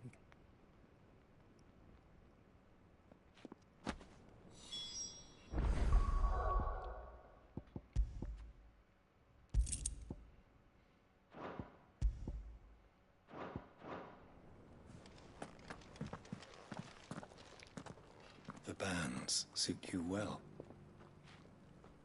It must be gratifying to finally receive the inheritance that was denied you for so long. It is. And we thank you for the part you played, Cyril. If you would permit me to play my part a little longer, might I suggest that you make your way to your father's memorial atop Hawk's Cry Cliff? Let him see that you have received his blessing, and that his vision lives on in you. I suppose it would be churlish not to. What do you say, Clive? Shall we pay Father a visit? I think we should. I was hoping to be able to offer him my thanks before we left for Origin. Your father's helm is enshrined there. It has been since the day we recovered it from Phoenix Gate. I prithee claim it, for it too is a part of your inheritance, and I do not doubt that your father would prefer it in your hands than perched upon some lonely rock.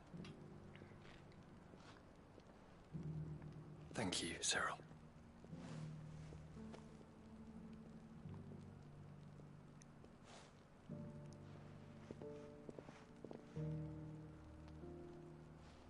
Come on, Clive. He's waiting.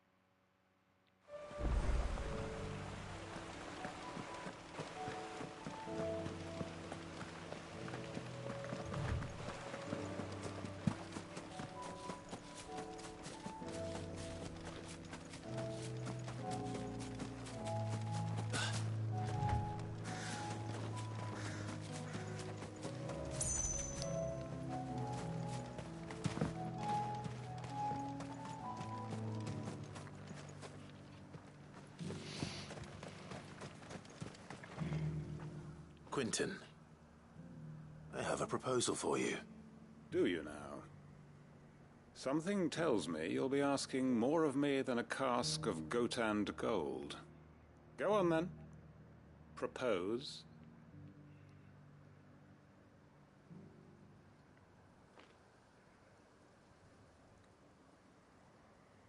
You'd have me convince the chiefs and chamberlains of the realm that they should simply swallow their pride and do the one thing that has proved impossible for thousands of years. Was there anything else? Perhaps I can fetch you a meat pie as well. I know it's a lot to ask, but I can think of none better suited to the role. And you'd have me give up what little I have left to do it. I told you, Clive. The people of Lostwing are my family, and I cannot abandon them. You'll have to find someone else. I'm sorry to hear that. So am I. And why might that be? What he's asking. How's it any different to what you've done so far? They want you to speak for those who can't speak for themselves. That's what you do best. If it's the vineyard you're worried about, we'll see that the grapes are picked and the tons filled. You know we will. It's not that. Then what is it? You said yourself we're family. Don't you trust us? You know that's not what I'm... Then what are you saying? That only we are worth saving? Why turn your back on everyone else? You convinced us we could build new lives for ourselves, and if you can do that, who's to say you couldn't convince the entire realm? A stirring argument. I fear that any rejoinder I make might fall somewhat flat by comparison. So you'll join us? Where do you need me? Field Marshal Havel will want to speak with you in person. He's currently in Port Isolde. I can arrange for a party of Cursebreakers to accompany you there. That would be very much appreciated.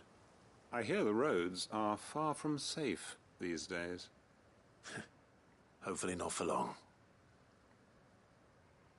My uncle will want to know that his plan is taking shape.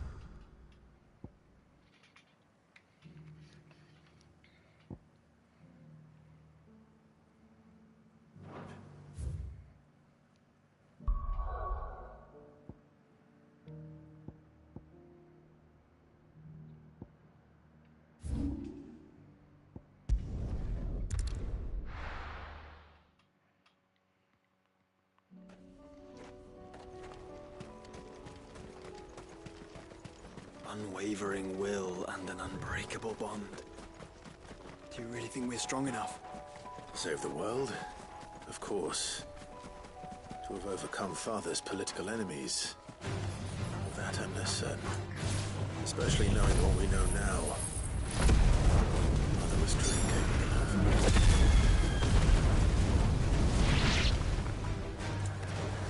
Perhaps these bands would have helped. Knowing he was with us made the difference.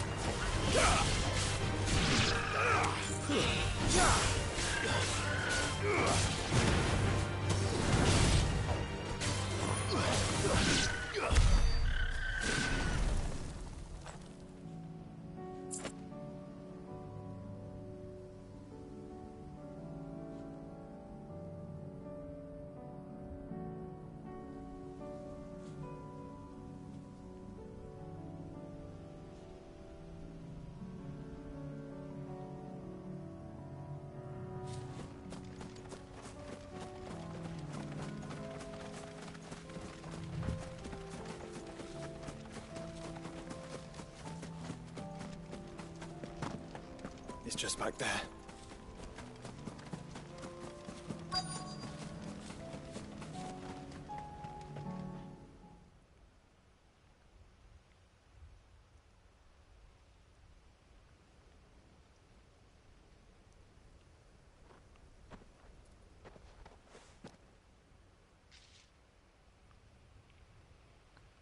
Father always fought for what he believed was right. It wasn't until that night at Phoenix Gate that I realized I had never fought for anything. I always had someone else to do the fighting for me.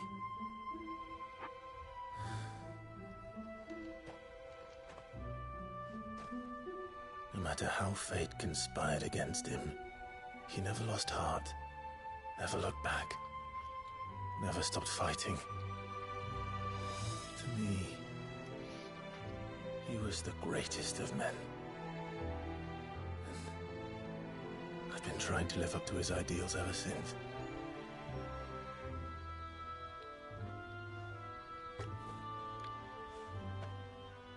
We all have, Clive. We all have. And we'll keep trying. Because that's what he would have wanted. What he would have done himself. Even if it meant standing against the very gods in the heavens. I shall be borrowing this, Father, if I may. That you might watch over us as we follow in your footsteps.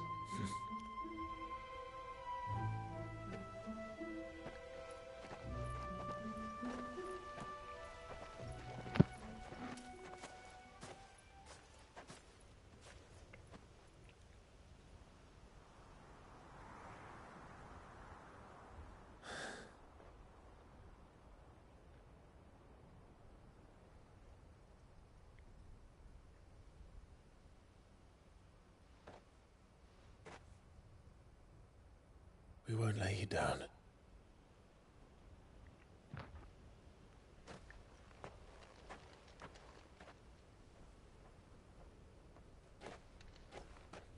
Onward then. Onward.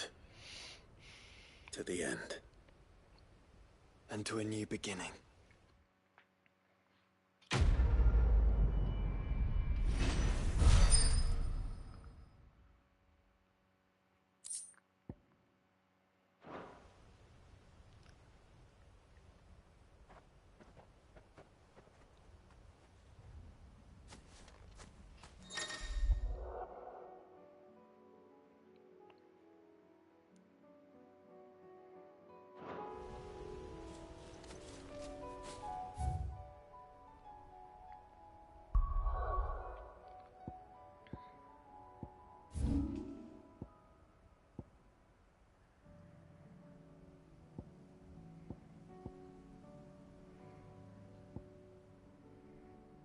Yeah, there's no more hunt boards. Damn it.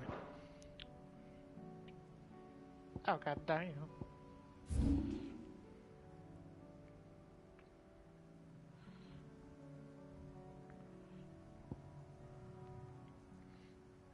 Well, god damn.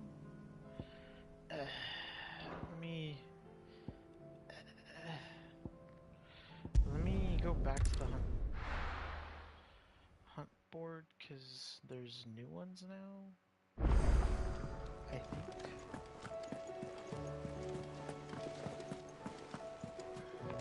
You should have seen him. The thing didn't stand a chance.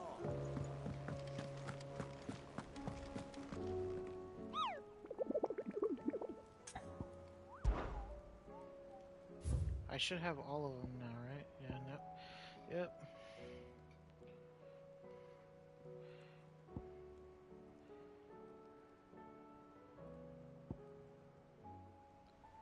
The Grim Reaper. Oh.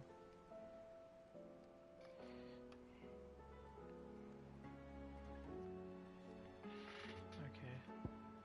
Yeah, because I was saving Sam. Let's just talk to these guys.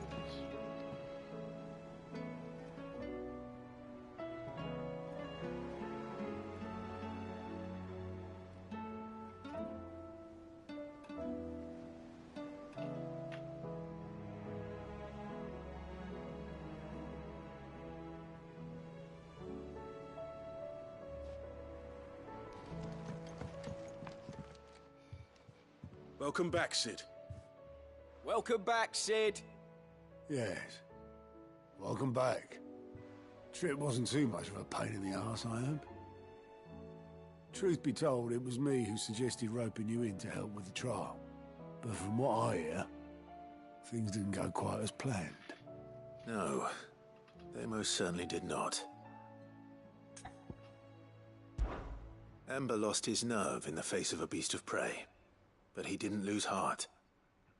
He pressed on, and he achieved his aim. And is that not what we ask of our scouts? Indeed it is. Thank you for your honest appraisal, Sid. The fact remains, however, that Ember will not always have a battle-hardened warrior on hand to pluck him from the jaws of peril. All I have gleaned from this trial is that without someone watching his back, Ember is little more than a liability. Wait, Sergeant. Ember still has much to learn, it's true. And this time he was found wanting. But I'd say he's due a second chance, nonetheless. After all, he did do as you asked. With a bit of hard work, any hand can be made to hold a blade, and any mind can conquer its fears. But a scout's nose is different. You've either got one, or you ain't. And by sniffing out that log, young Ember here has shown he has a conch and a half. Wouldn't do to waste it now, would it? Fine. One more chance. I'll do whatever you ask. I'll spend my days and nights in the pit if I have to. I'll show you. Just you wait. Daft as a brush, that one. But his heart's in the right place. Just like someone else we know. And if you ask me, we've been leaning on him for far too long.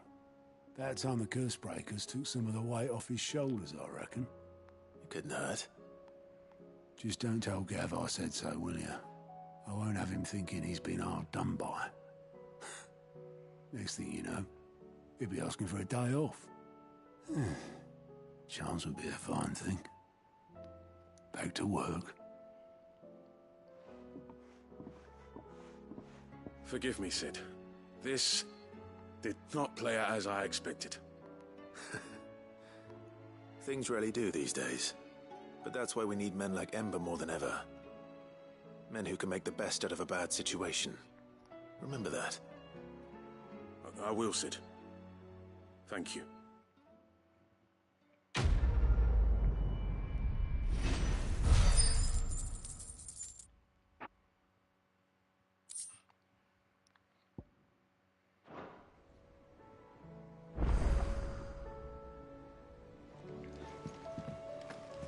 There's something about it.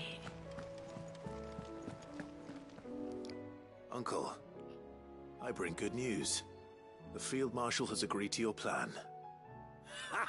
Of course he has. I didn't doubt you for a moment, dear boy. Rutherford is accompanying him back to your manor in Porter's Alder as we speak. They will await your return there. As will one other. One other? Lord Havel was concerned that even if he could get the realm's armies to agree to an accord, he might not be as successful in convincing those with political power. He asked if I might have a solution, and I suggested a certain Imperial Lord Magistrate.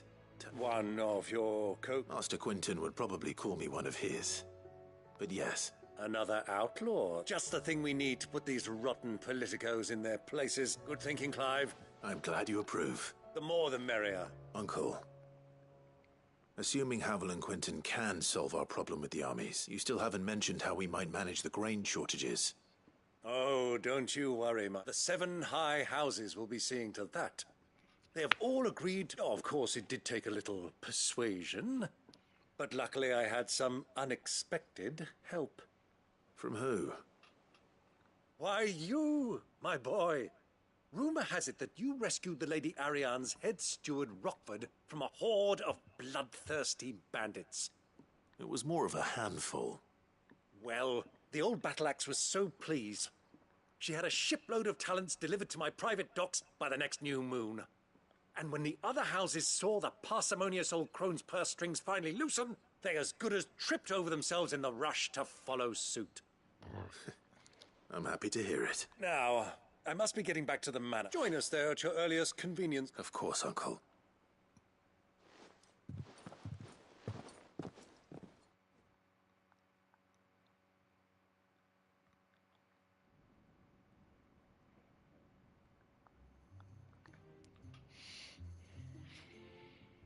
And how, pray tell, will we get that grain to the capital if the roads are still overrun with Akashic?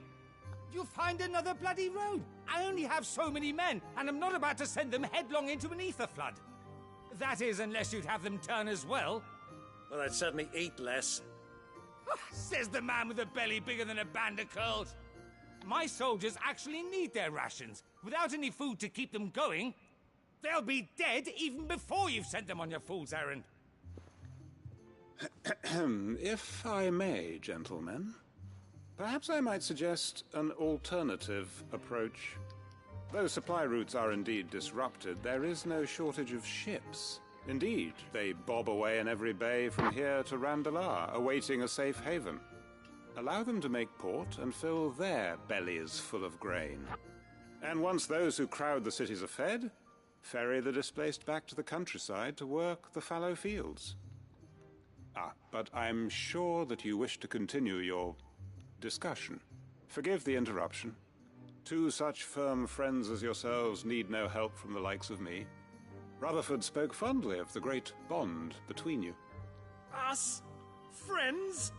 I can't stand the man. Clive, I'm beginning to question the quality of the company you keep. And what kind of company were you expecting him to keep? The man's a criminal. Criminal? How dare you? You are not fit to breathe the same air as this fine, upstanding young gentleman. Upstanding? He calls himself Sid the Bloody Outlaw. Once more onto the breach.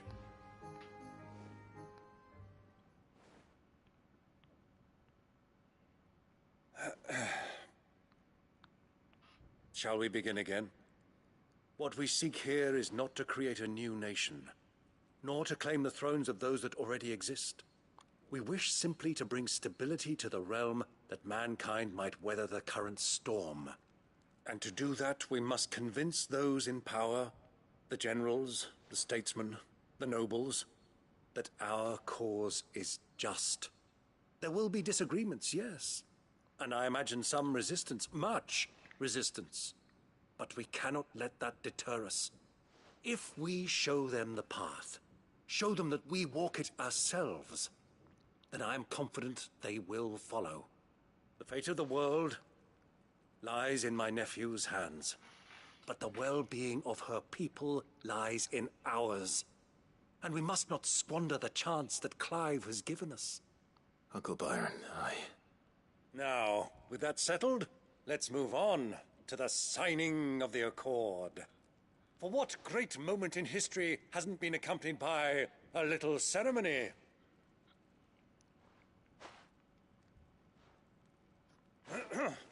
Citizens of Valisthea, I present to you the Tri-Unity. Rutherford, Mike Will.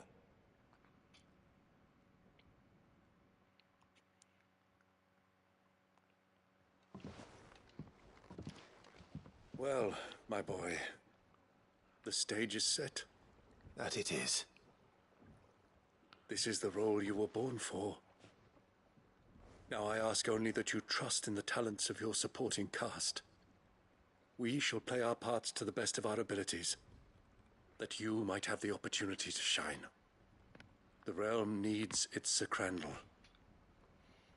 And there is no better Crandall than you, Clive. I want you to keep this signed accord as proof of our faith in you. I will. Thank you, Uncle.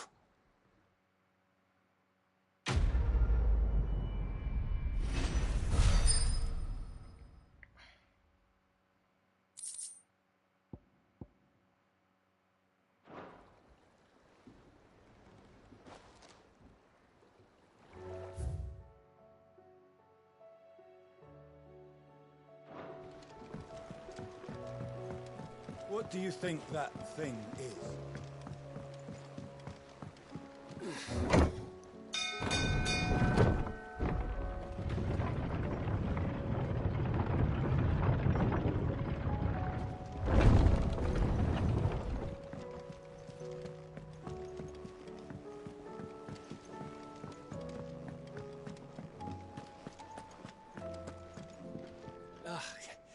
You all right?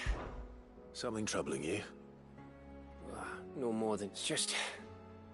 Etta's baby will be coming soon, and I wanted to make something for it. I'm sure she'd like that. Back in the north, families would always make gifts when a bairn was on the way. Yeah, let the little tykes know they were welcome in their new homes, like. So, what's the problem? Well, the problem is that Etta's due any day now, and I don't know if I'll be ready in time. Is there anything I can do to... All right, then. A good luck charm. Not just any. No. One, there's nowt luckier in all the realm. Oh, thing is, they're hard to come by. Had Otto and Karen... Only the big day is fast approaching. That or the bird whose oar sits attached to, aye. I was gonna start by asking around with travelling traders. Well, there's no shortage of those passing through Marth. I think I might make that my first port of call. You're a good friend, Clive.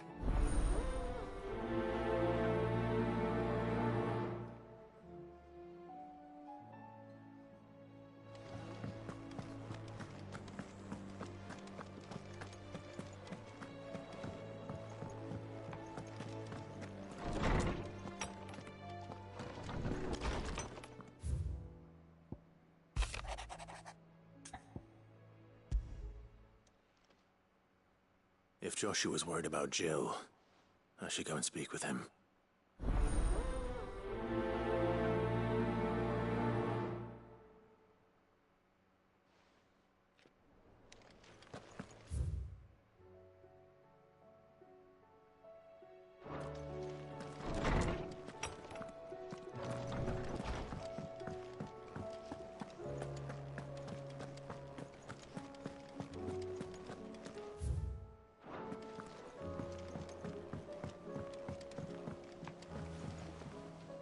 Joshua, I read your message. You're right. Jill is different. I don't think I'd realized how different, but since we returned from Drake's spine, I've felt it more and more. I suppose it's not hard to imagine why. She doesn't think she belongs anymore. And that's why we need to remind her she is still one of us. To let her know that we still need her. Now more than ever, that you still need her. But how to do that?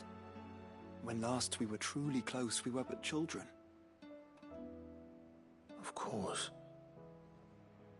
Do you remember the time we accompanied Father on his annual tour of the Duchy? And Jill and I broke from the procession to ride up Man's Hill. To see the snow daisies, I remember. It was the first time Father had allowed us to join him. And when he realized you were missing, he had the entire retinue down to the pot boys combing the countryside. In the rain.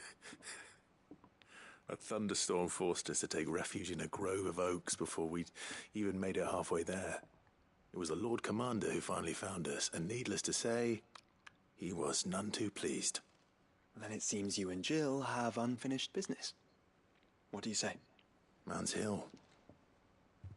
It's not that far. Oh, true. Though I suspect it is also much changed. Little in southern Rosaria remains as it was when we were children. You're saying I should go and scout the area for bandits? I'm saying we should first go and see if there are actually still any snow daisies left. What would you do without me, Clive? Your brother's trying to help you be a good guy. You over here.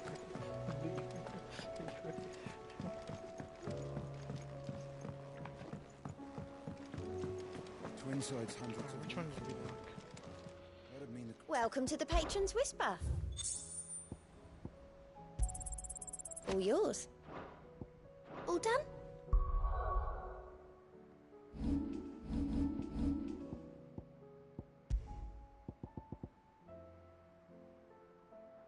Oh, okay.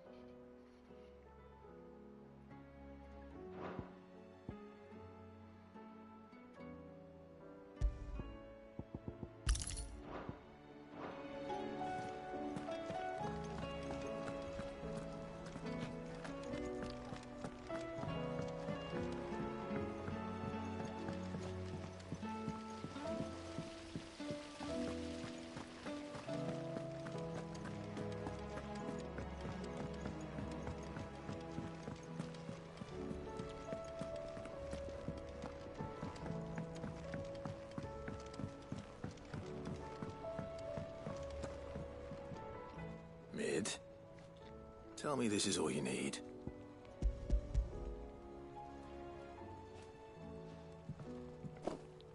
Aw, you make it sound like I asked you to save the world or something. Tell me this is all you need.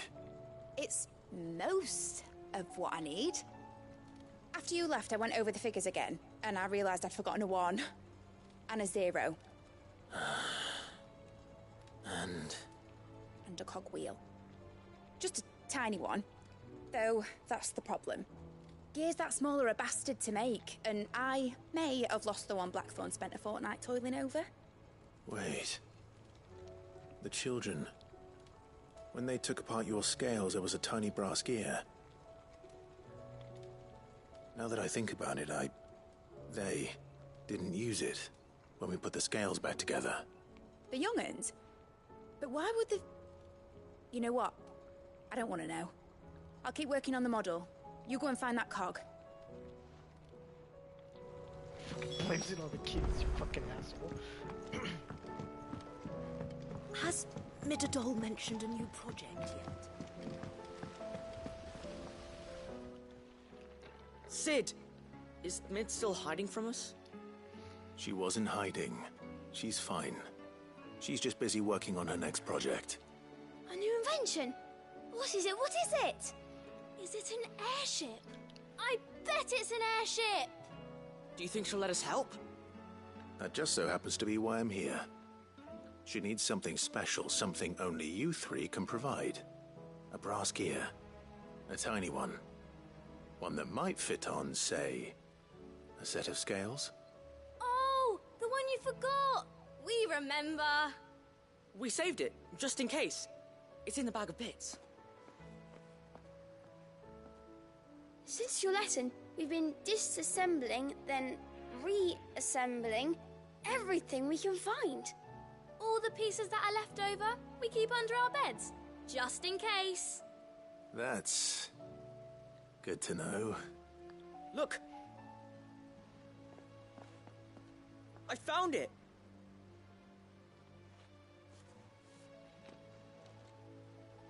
Is that all? Just the gear?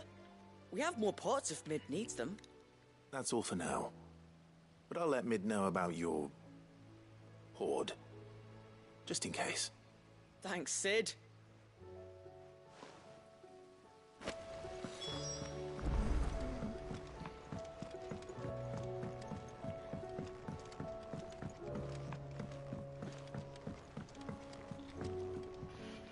Well, did they have it?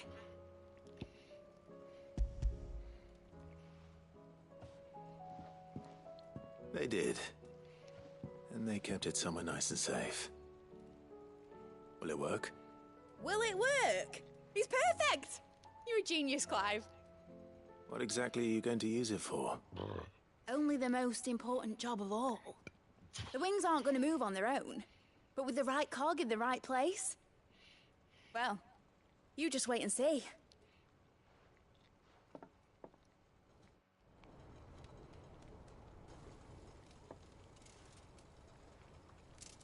That should do it.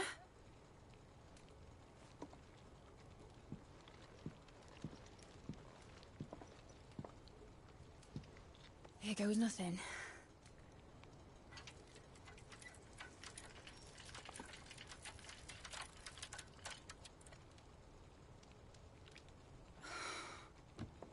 Titan's tits. It wasn't supposed to fly, was it? Of course it was supposed to fly. Wouldn't be much of an airship if it didn't. Honestly, these bloody engines are driving me mad. I was so sure this would be the day she soared. The Mithril engine was made to make dreams come true.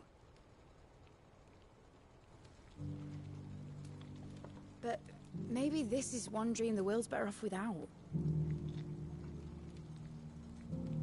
Show folk how to take flying. It won't be long till they're raining death down on each other. People will lose their homes. Children, their mums and their dads. Like I lost mine. I'm sorry. So am I, Clive. So am I. Sorry that I have to choose. Do I follow my head, or do I follow my heart?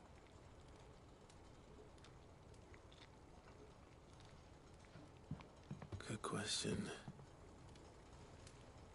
The first time I stood on the deck of your ship, felt the wind in my hair. It was like I was flying. But imagine how it would feel to actually do it. My dad always said there were two ways of living life. Chasing a dream or shuffling to your grave. And he were right. Right about a lot of things. Not that I like to admit it. People need dreams to chase. Especially in a world like this.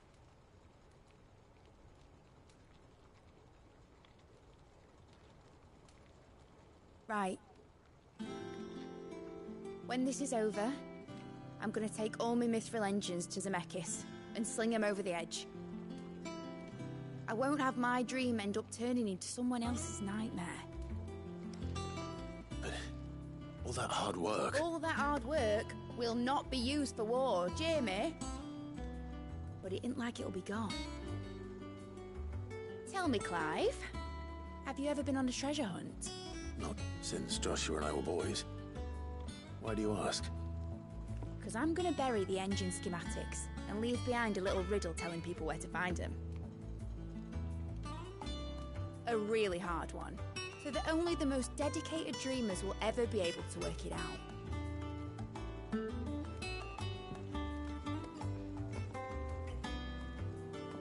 Ooh, I can picture it now.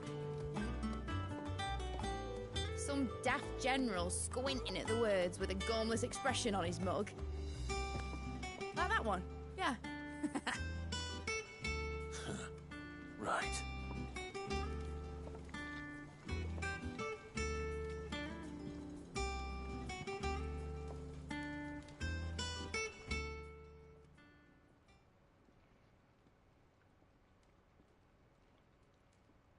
Of course, if I'm putting this engine at the end of a treasure hunt, I'll still need to make it a treasure worth hunting for.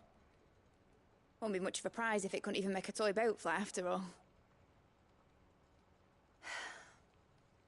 My dad always said, dream big.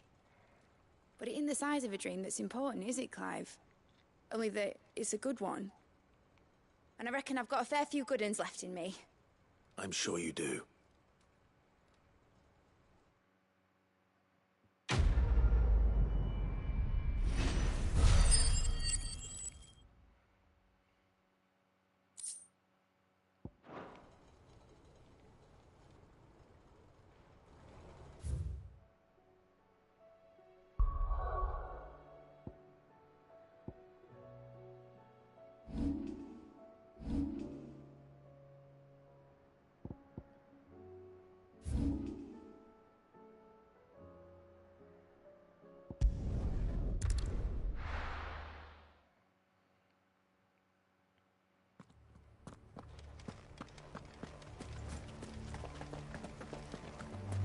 Doris is waiting for me near Balmung Dock.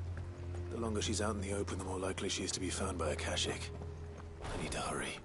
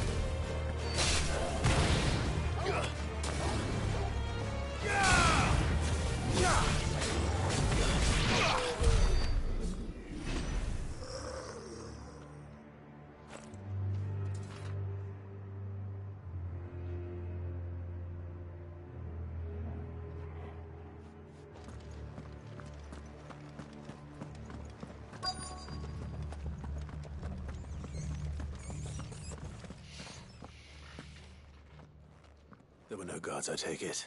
None manning the gates. It's a different story inside, though. The corridors are crawling with Akashic. Most likely guards left behind when the... If Chadwick was being held here... Don't give up hope just yet. Let me check the ground floor. Then I'll search the upper level.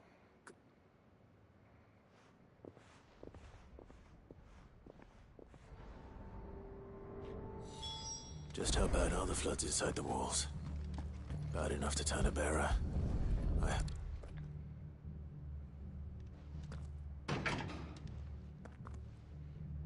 Locked up tight.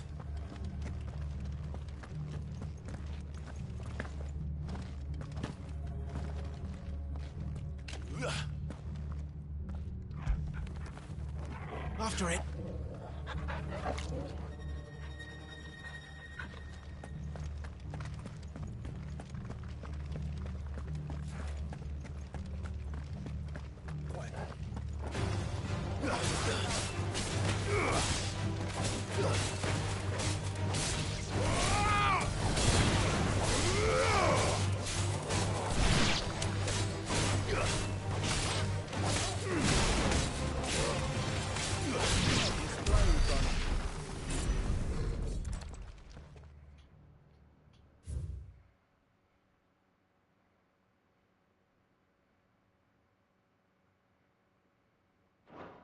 So this place was no ordinary prison. And I doubt they'll have taken the creature with them when they fled.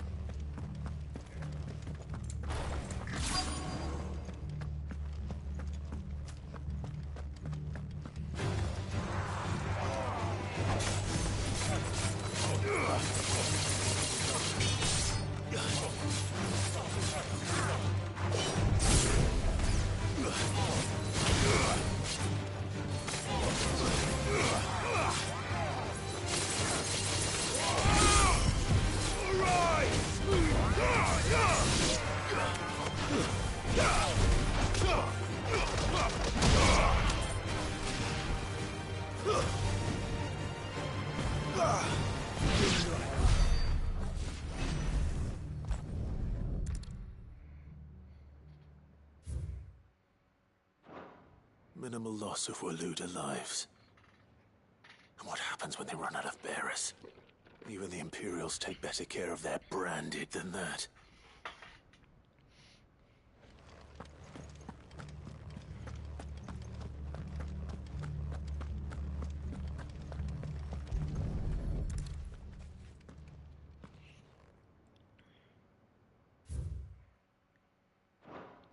They were feeding bearers to it.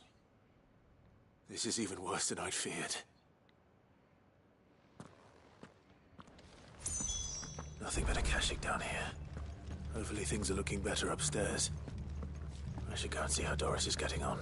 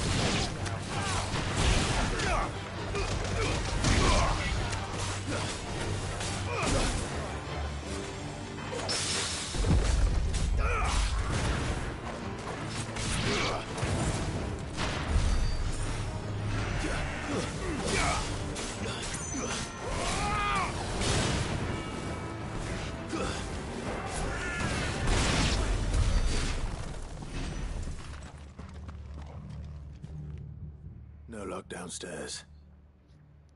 But I did find out that this place was more than just a prison. I know. I've been reading some of these documents and... bearers die every day in service of their masters, but this, pitting bearers against a wild beast armed with nothing but their wits? And all in order to bring about more death. And not just those who could fight, but the elderly, children even. And those who wouldn't or couldn't were disposed of. Whatever that means. I'm afraid it means they were fed to the monstrosity they kept here. Then we're too late. And I was a fool to bring you here. Don't say that. Did you find anything else? A key. But it doesn't fit any of the locks on this floor.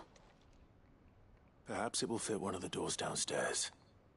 There's a corridor I haven't searched yet. Finish up here. All right.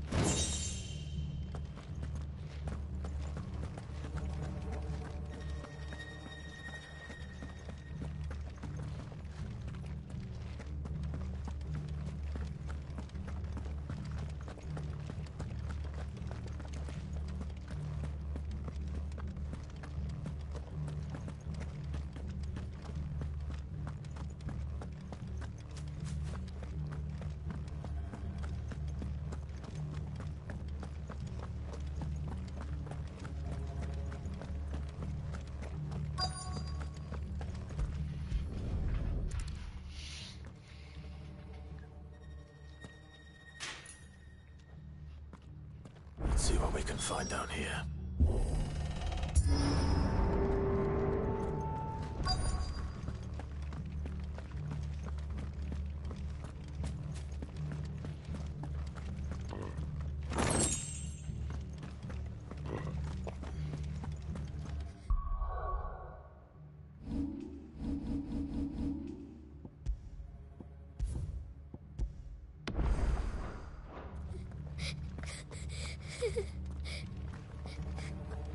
Survivor. And she sounds close.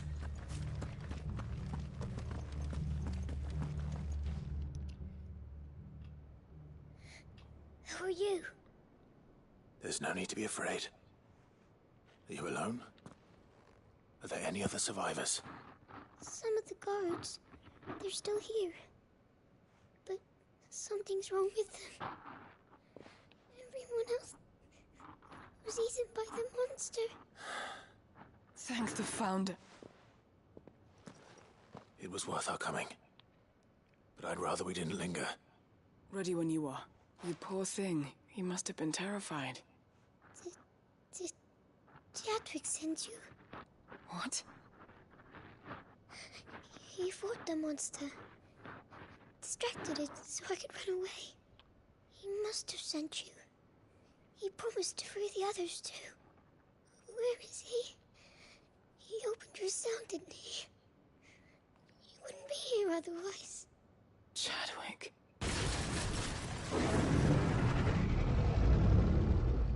Was that?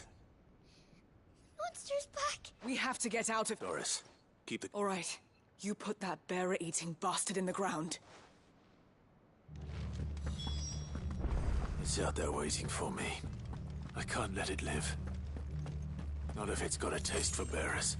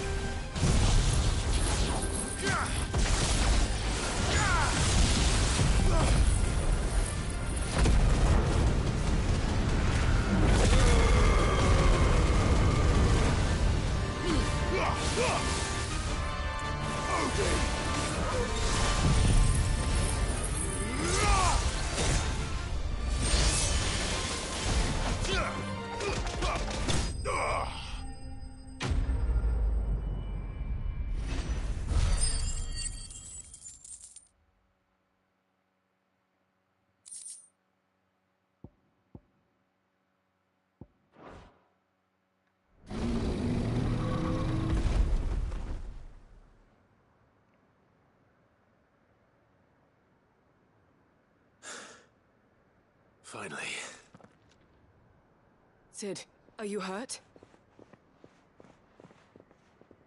I'm fine. I think.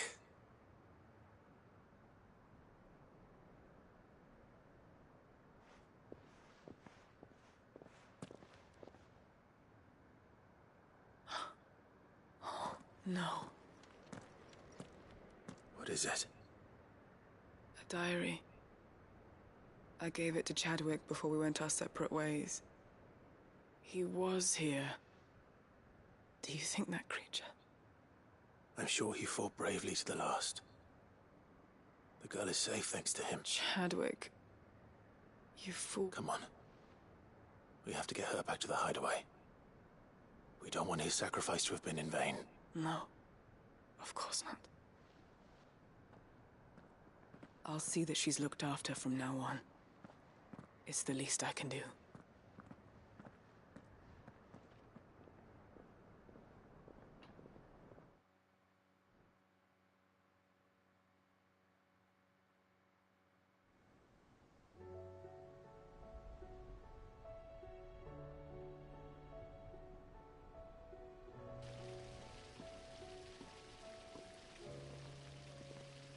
From what I hear, you've barely left the girl's side in days. I hope she's recovering from her ordeal. She is. Slowly but surely.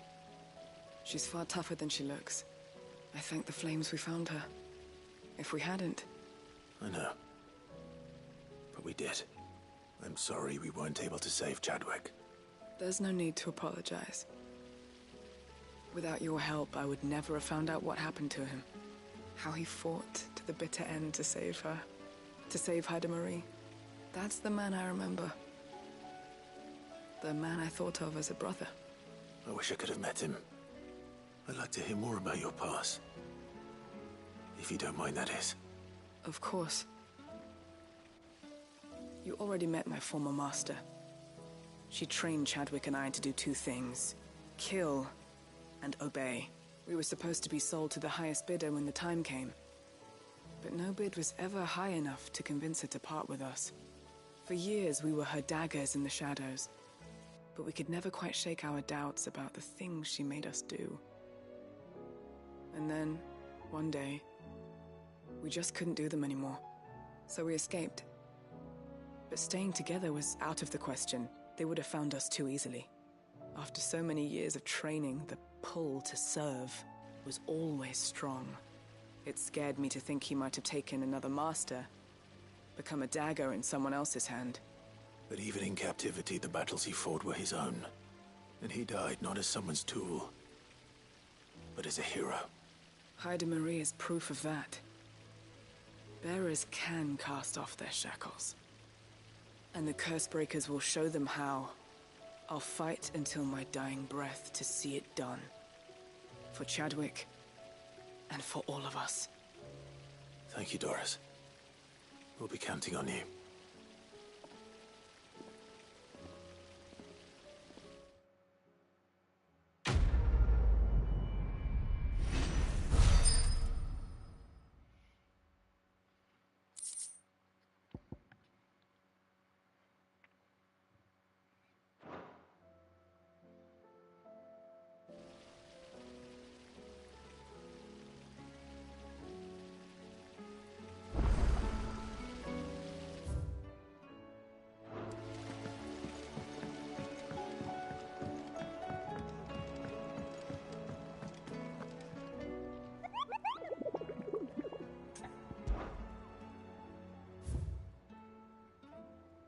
Bruh.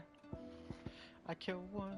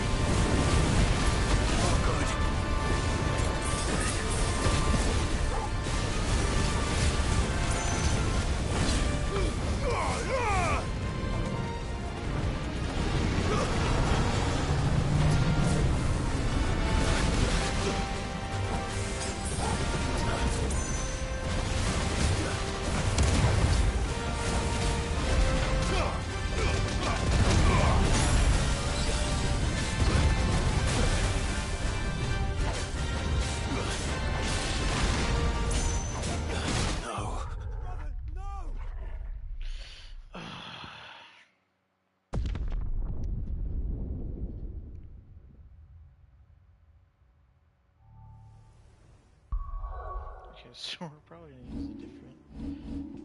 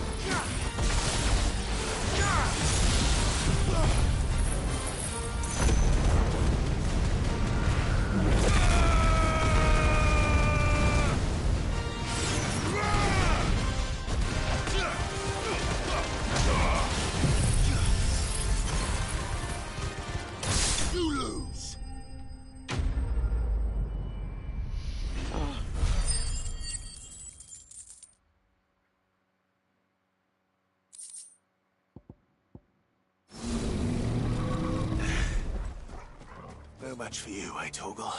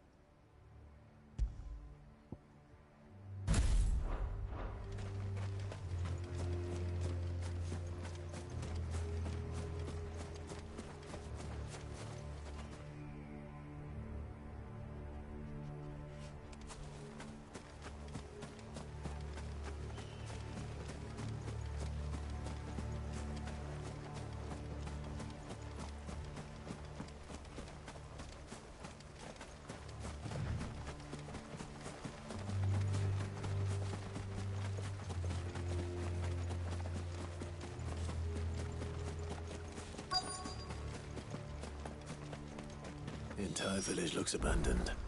Now, which house would a bookworm live in?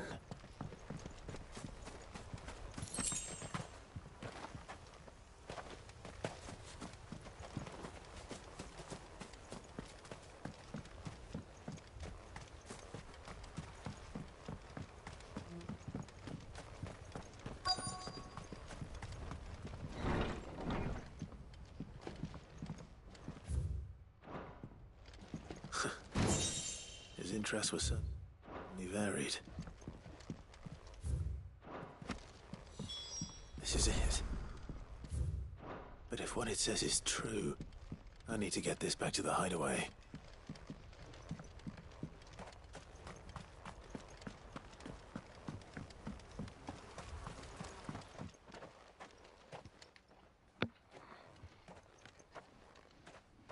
Leaving so soon, stranger? We've been watching you. From a distance, so to speak. Subtle. I know who you are. Then we need not waste. Hand me the book. Leave it in our care and return. Your care? Do you mean to burn it? Or bury it? That is not my decision, but by one means or another, its contents shall be removed from the common record. Then I'll have to politely refuse. I won't let you erase our history. Then we find ourselves very well.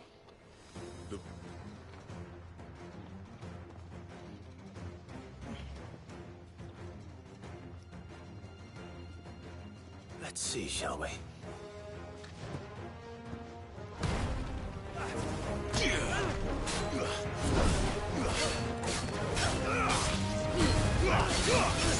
Too slow.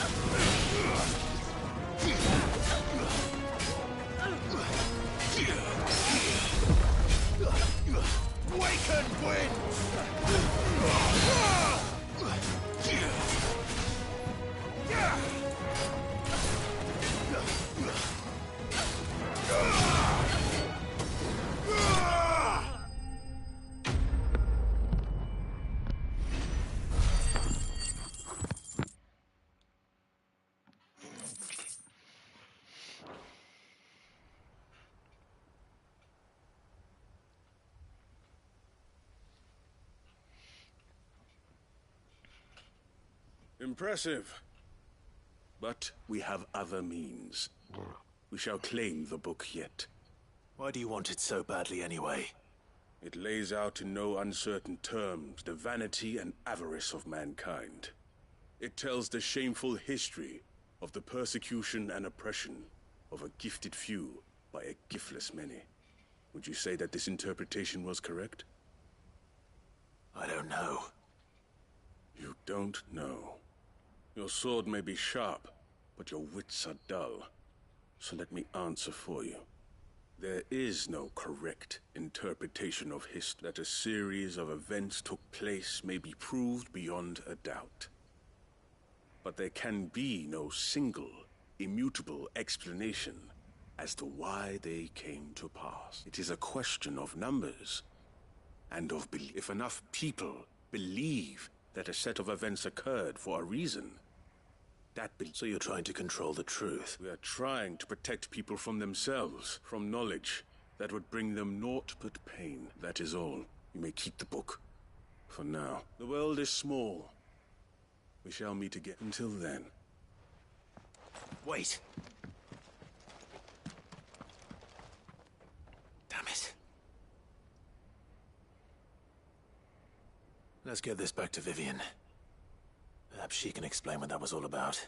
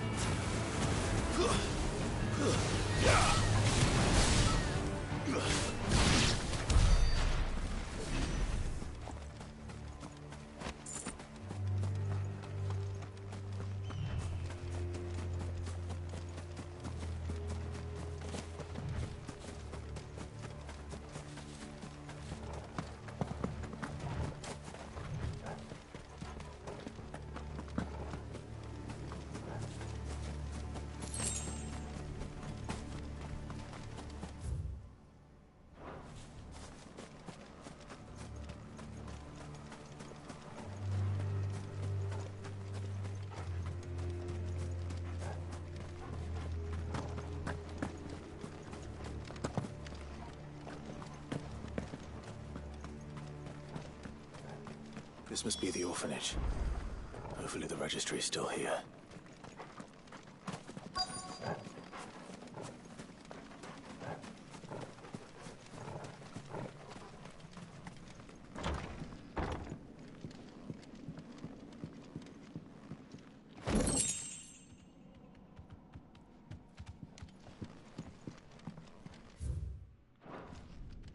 Disposed of.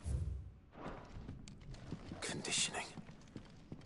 This is nothing short of torture.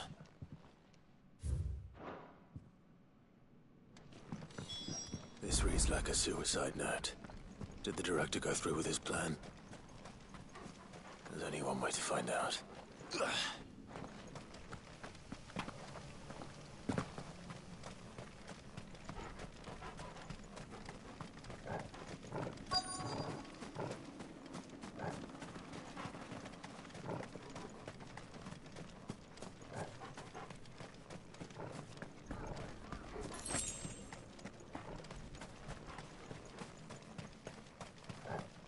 A forked white tree.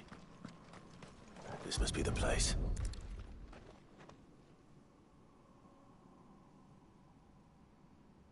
Could he really be buried here? There's something hidden among the roots. Let's see.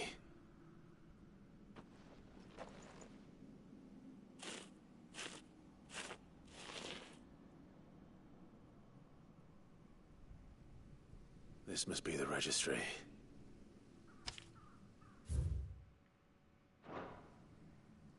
So many names. This place was a slaughterhouse. But where is the architect of all this misery?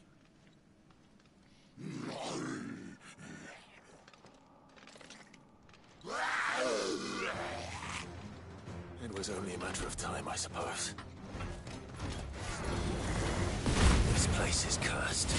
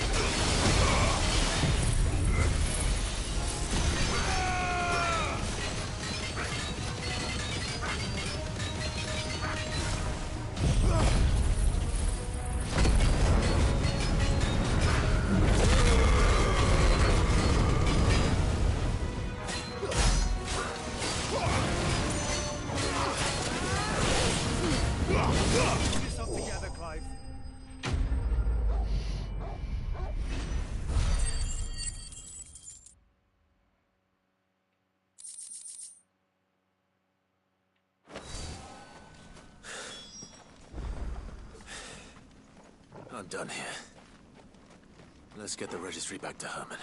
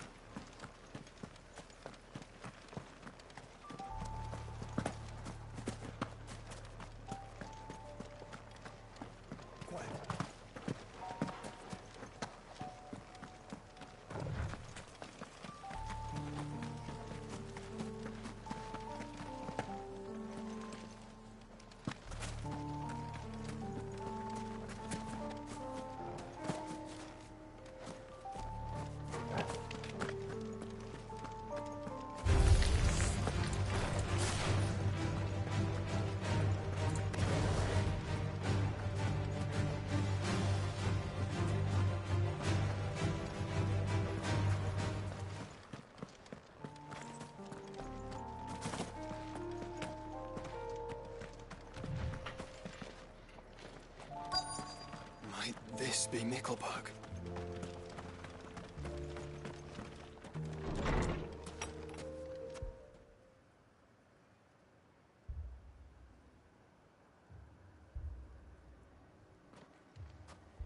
These people aren't turned. And the village seems safe enough at least.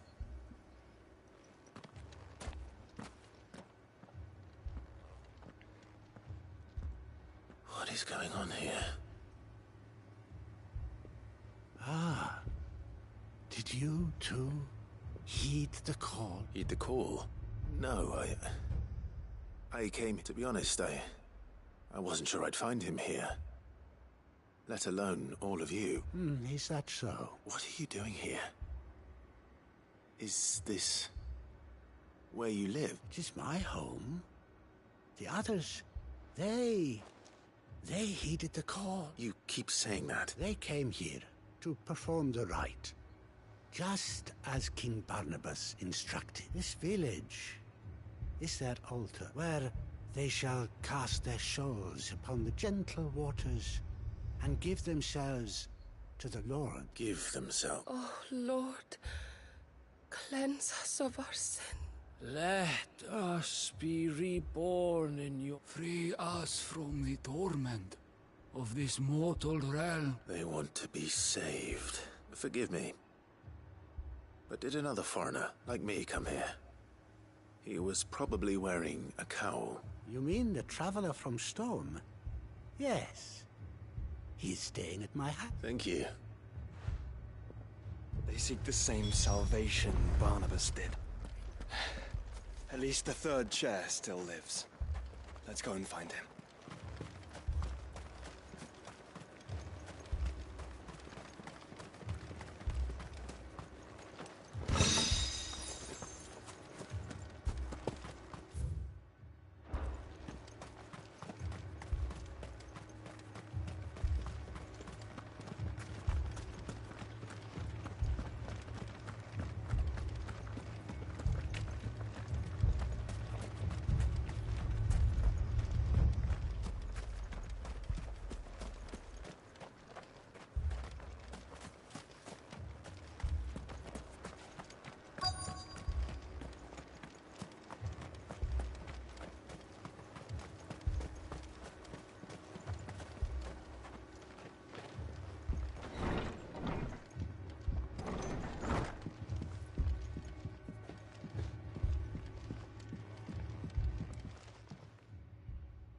Excuse me. Are you with the Undying? I am. Lord Rosfield. If I am not mistaken. That's right. And you must be the third chair. I am. Cyril was worried for your safety. He sent me to find... Then I must apologize. I did not mean to trouble the bearer of the burning quill. Much less... He said that you had failed to report.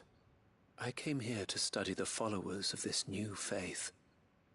But the more I learned of them, the more my own faith began to falter. You have seen them at their prayers.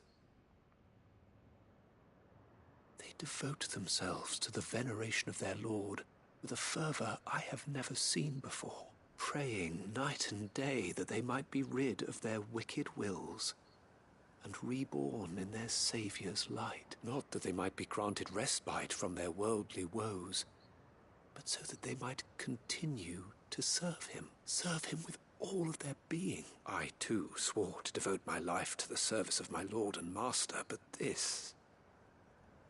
'tis different. And so I would see it through, see these people safe, that they might do their duty to their Lord,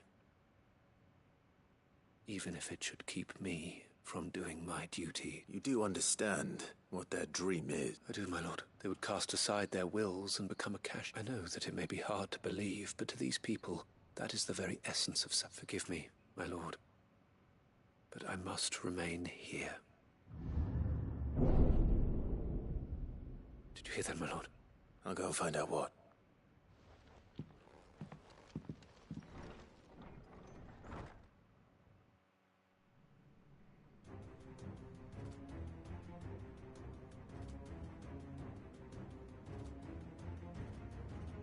Beneath the flood.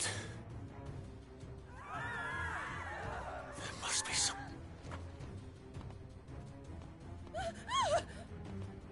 Echoes as well. Found her. Ready, brother?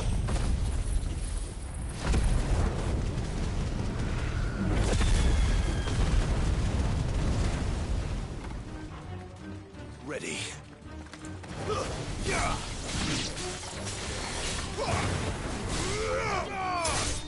It's over.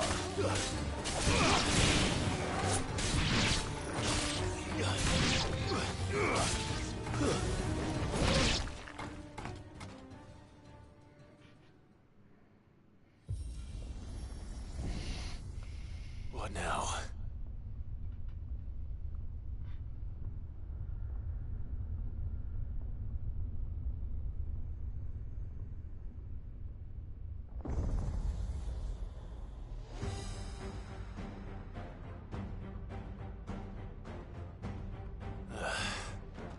We meet again. I've killed your kind before.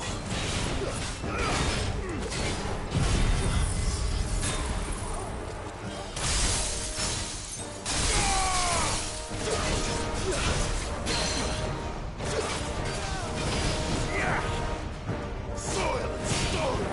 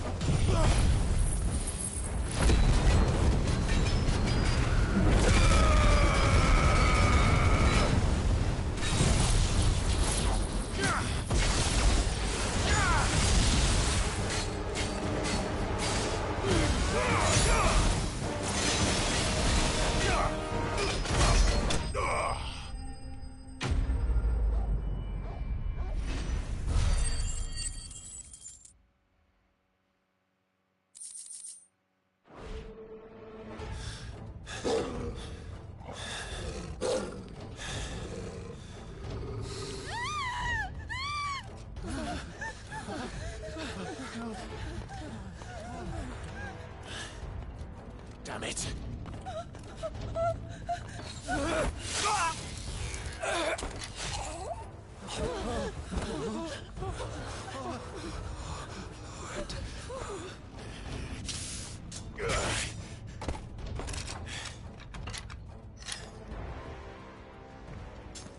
Don't you die. Come on, speak to me. I had to save them, that they might have a chance to find true salvation by devoting themselves to the service of their Lord. Just as I did when the Undying plucked me from the gutter and gave me a cause to believe in, a duty to serve was everything to me, and I would not deny them that fulfillment, even if they must become Akashic in order to achieve it. Forgive me, my Lord Marquis. I did not mean to trouble you with this. My findings. Could you deliver them to Master Cyril for me? Of course. Your duty will be done.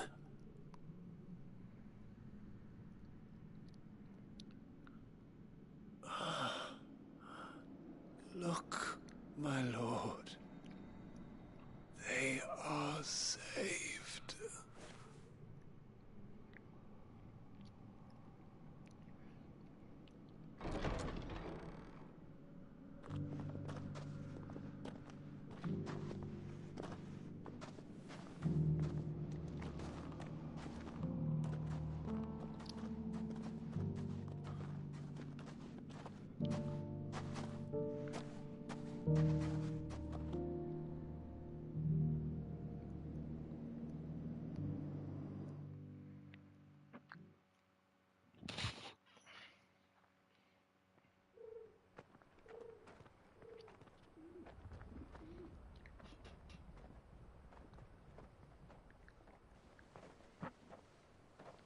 They are saved.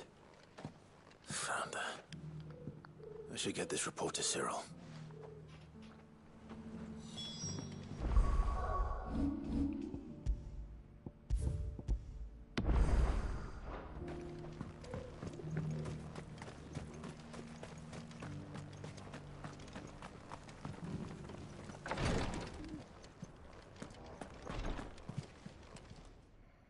My Lord Marquis, I am glad to see you hale and whole. I met with your third chair, Cyril. He bade me deliver his find. Thank you, my lord. He remained in Ash? He died protecting the villagers from an echo. I buried him in Mickelberg. I'm sorry that I couldn't... If you could not save him, no one could. The villagers, they were... believers. They prayed to their god that they might be unburdened of their wills. Then your brother sacrificed himself that they might live, even knowing that that life was death by another name. Then he perished defending liberty. A hero's end. For the right to choose how one dies is no less sacred than the right to choose how one lives. Sid would agree. He wanted to build a world where people could die on their own terms. A noble ambition. To die for one's cause is the most perfect expression of one's faith. It matters not how misguided others might judge one, only that the decision is one's own. We live according to the teachings of our order. We believe in them. We protect them. And yes, we die for them. For better or worse, that is our creed. But he didn't die for your creed. He died to save them.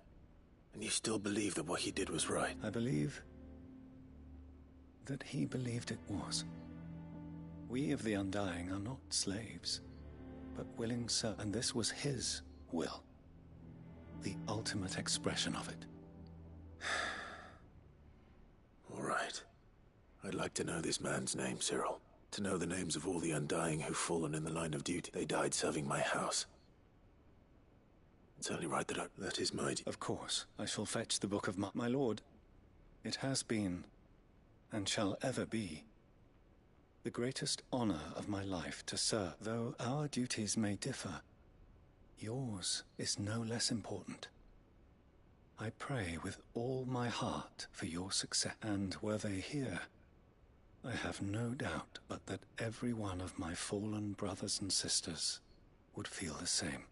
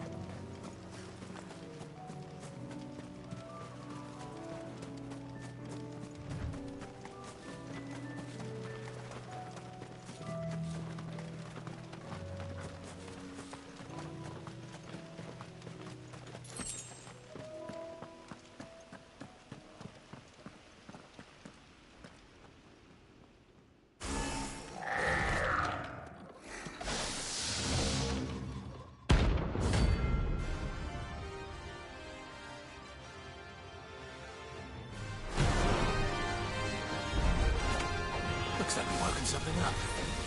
Only one thing for it.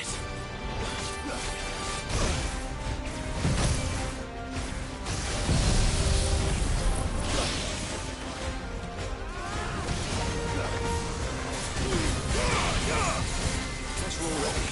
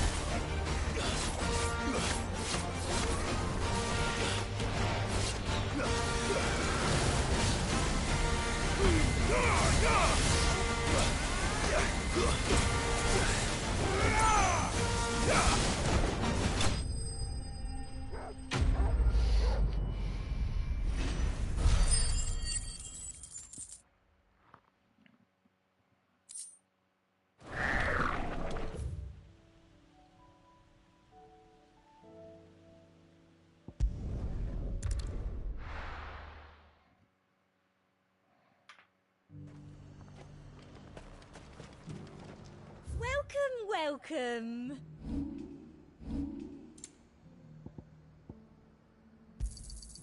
You've a keen eye. An excellent choice. That's the best I can do.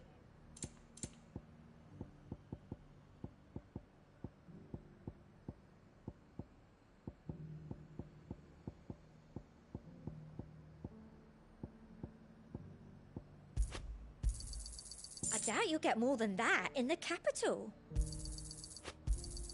Thank you. That's the best I can do. Thank you. And a fine, fine day to you.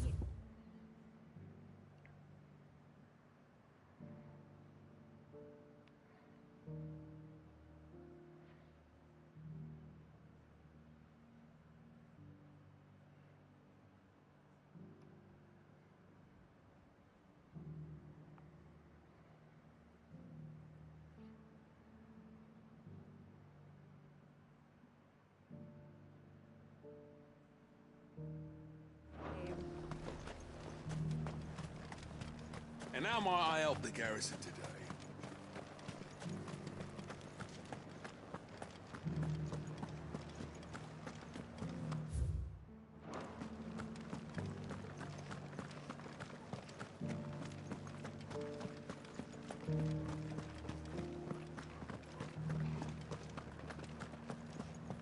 I haven't seen any of those beastly blue eyes.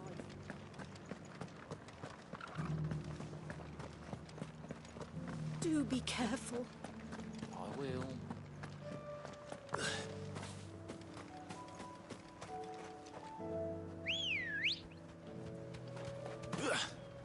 Come on.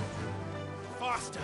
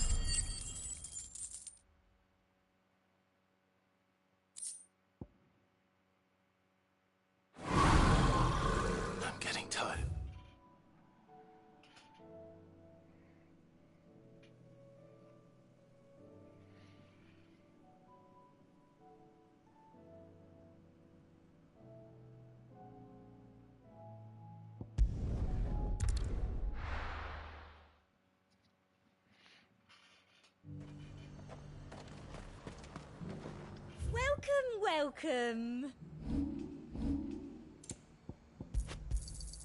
I do like a customer who knows what he wants. An excellent choice. And how might I help the garrison today?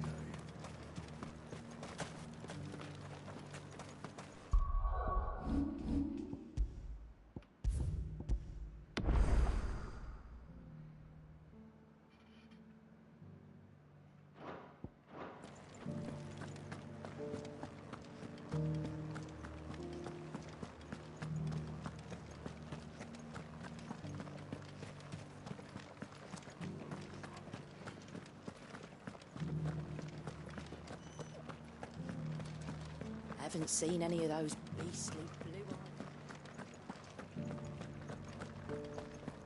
eyes. Do be careful. I will.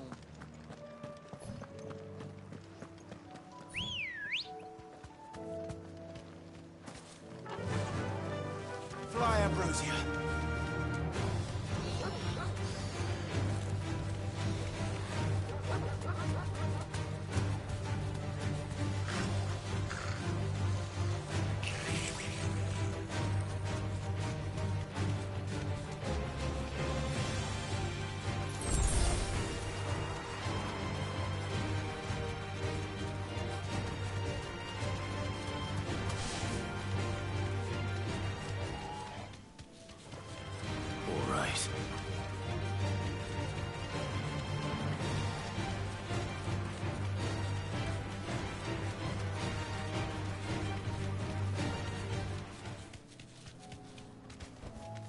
You deserve a rest.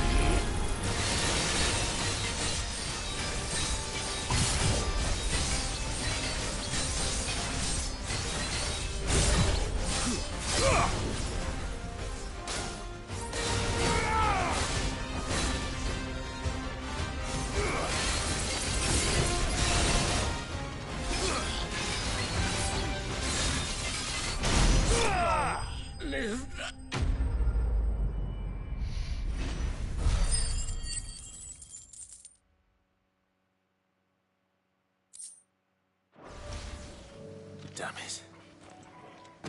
Dion would have been glad to have you back at his side.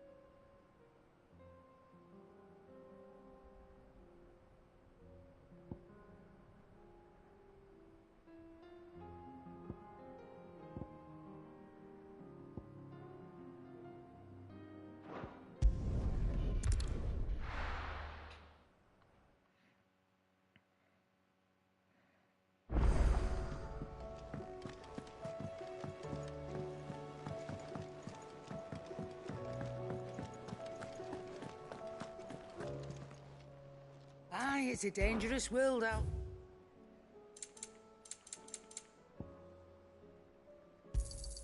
It'd better all be here. You'll not find a better price than that. Come again. Or don't. I'm not much bothered either way. So, what'll it be?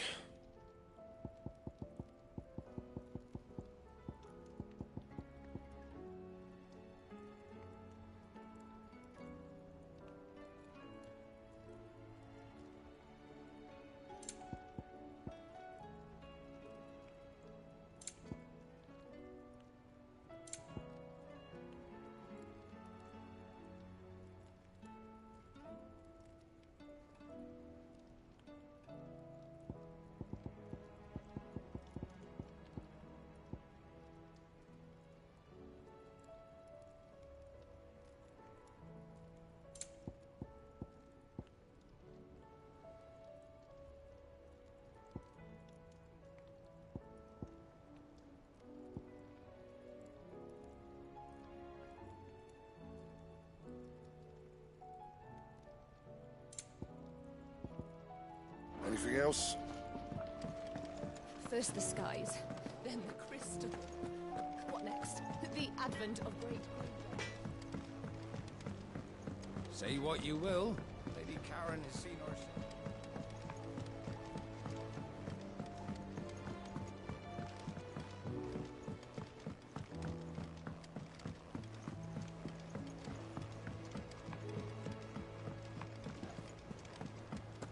Do you think Sid will tell us about his adventures in Ash?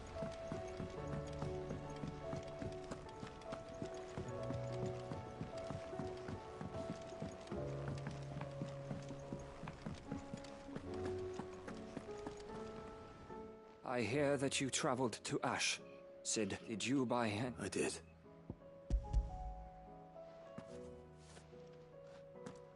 If I...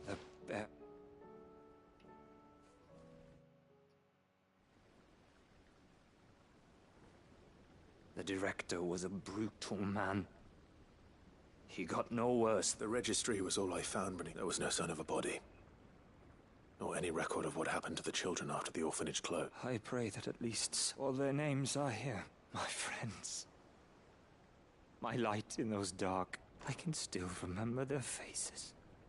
Like it was children who were taken from their bunks in the morning. Never to return. No explanation. They'd be happy to know that you survived, Herman. But why did I make it out alive? When so many others died in that awful place? It's not your fault. And blaming yourself won't bring them back. Honor their memory. See that their names live on. That way, at least. Thank you. Sid, I'm going to write a book. An account of the horrors of Badbach. And the spirit of those its custodians, all of Valisthea, and in the name of those I lost. I will not let it happen again. Neither will I. These records would have been buried for all eternity, were it not for you.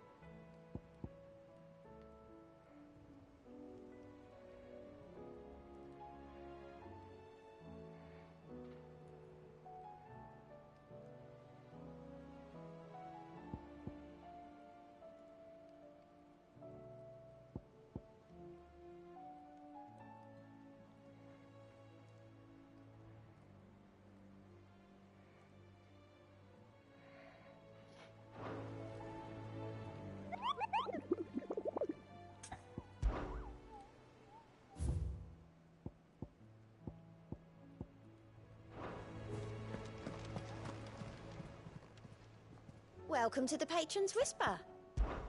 Your benefactors are a generous lot.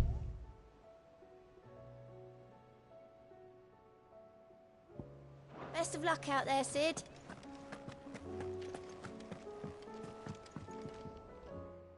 Vivian. I found it. The book you lost.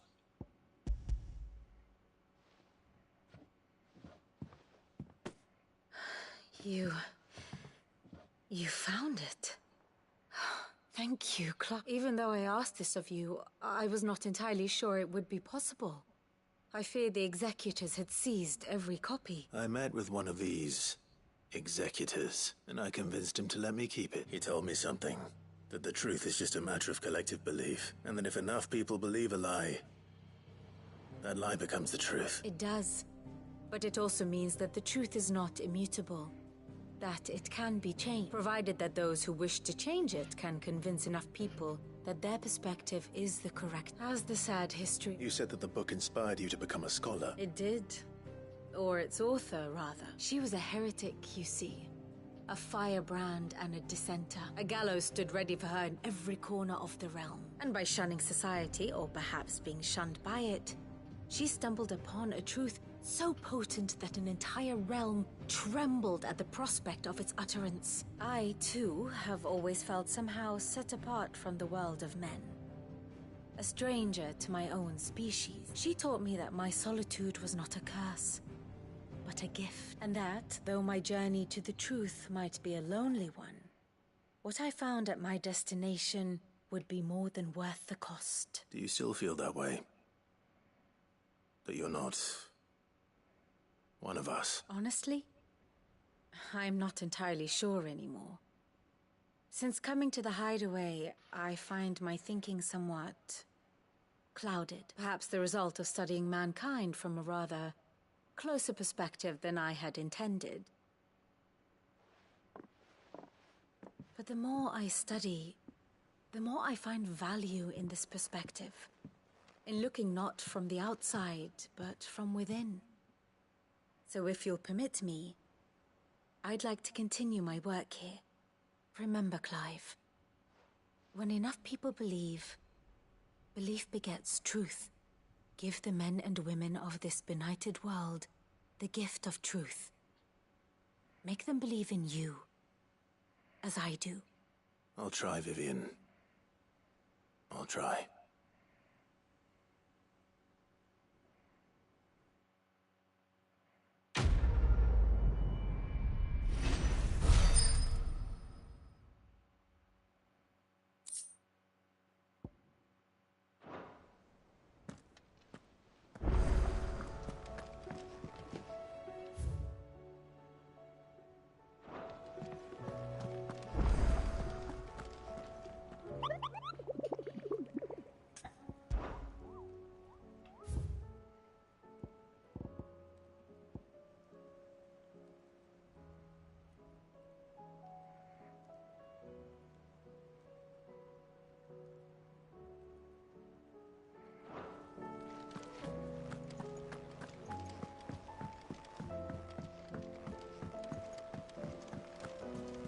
There's something about him.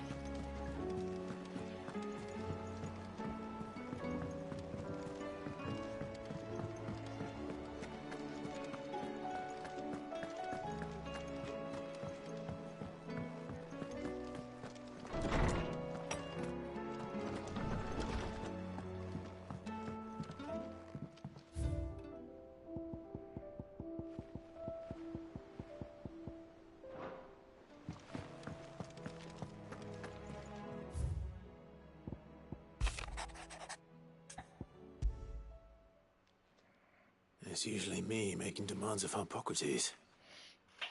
I wonder what this is about.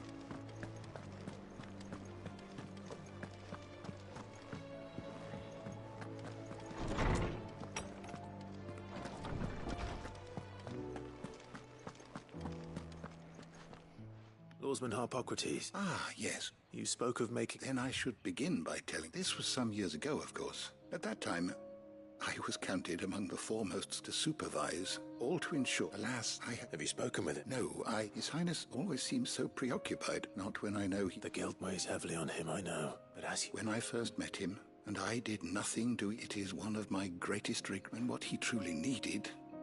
The blame for Dion's transgressions. I see. I'm ready to help you in any way that I can. Then I beg that you bring... Apothecaries across the ages agree that even to glimpse such a flower is to be granted inner solace. Fabulists and fraudsters all, of course.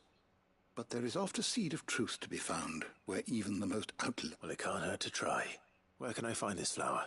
You have seen cultivated wyvern tails before, I trust. Well, there is a water. Whether they still... It's all right. Thank you, Clive.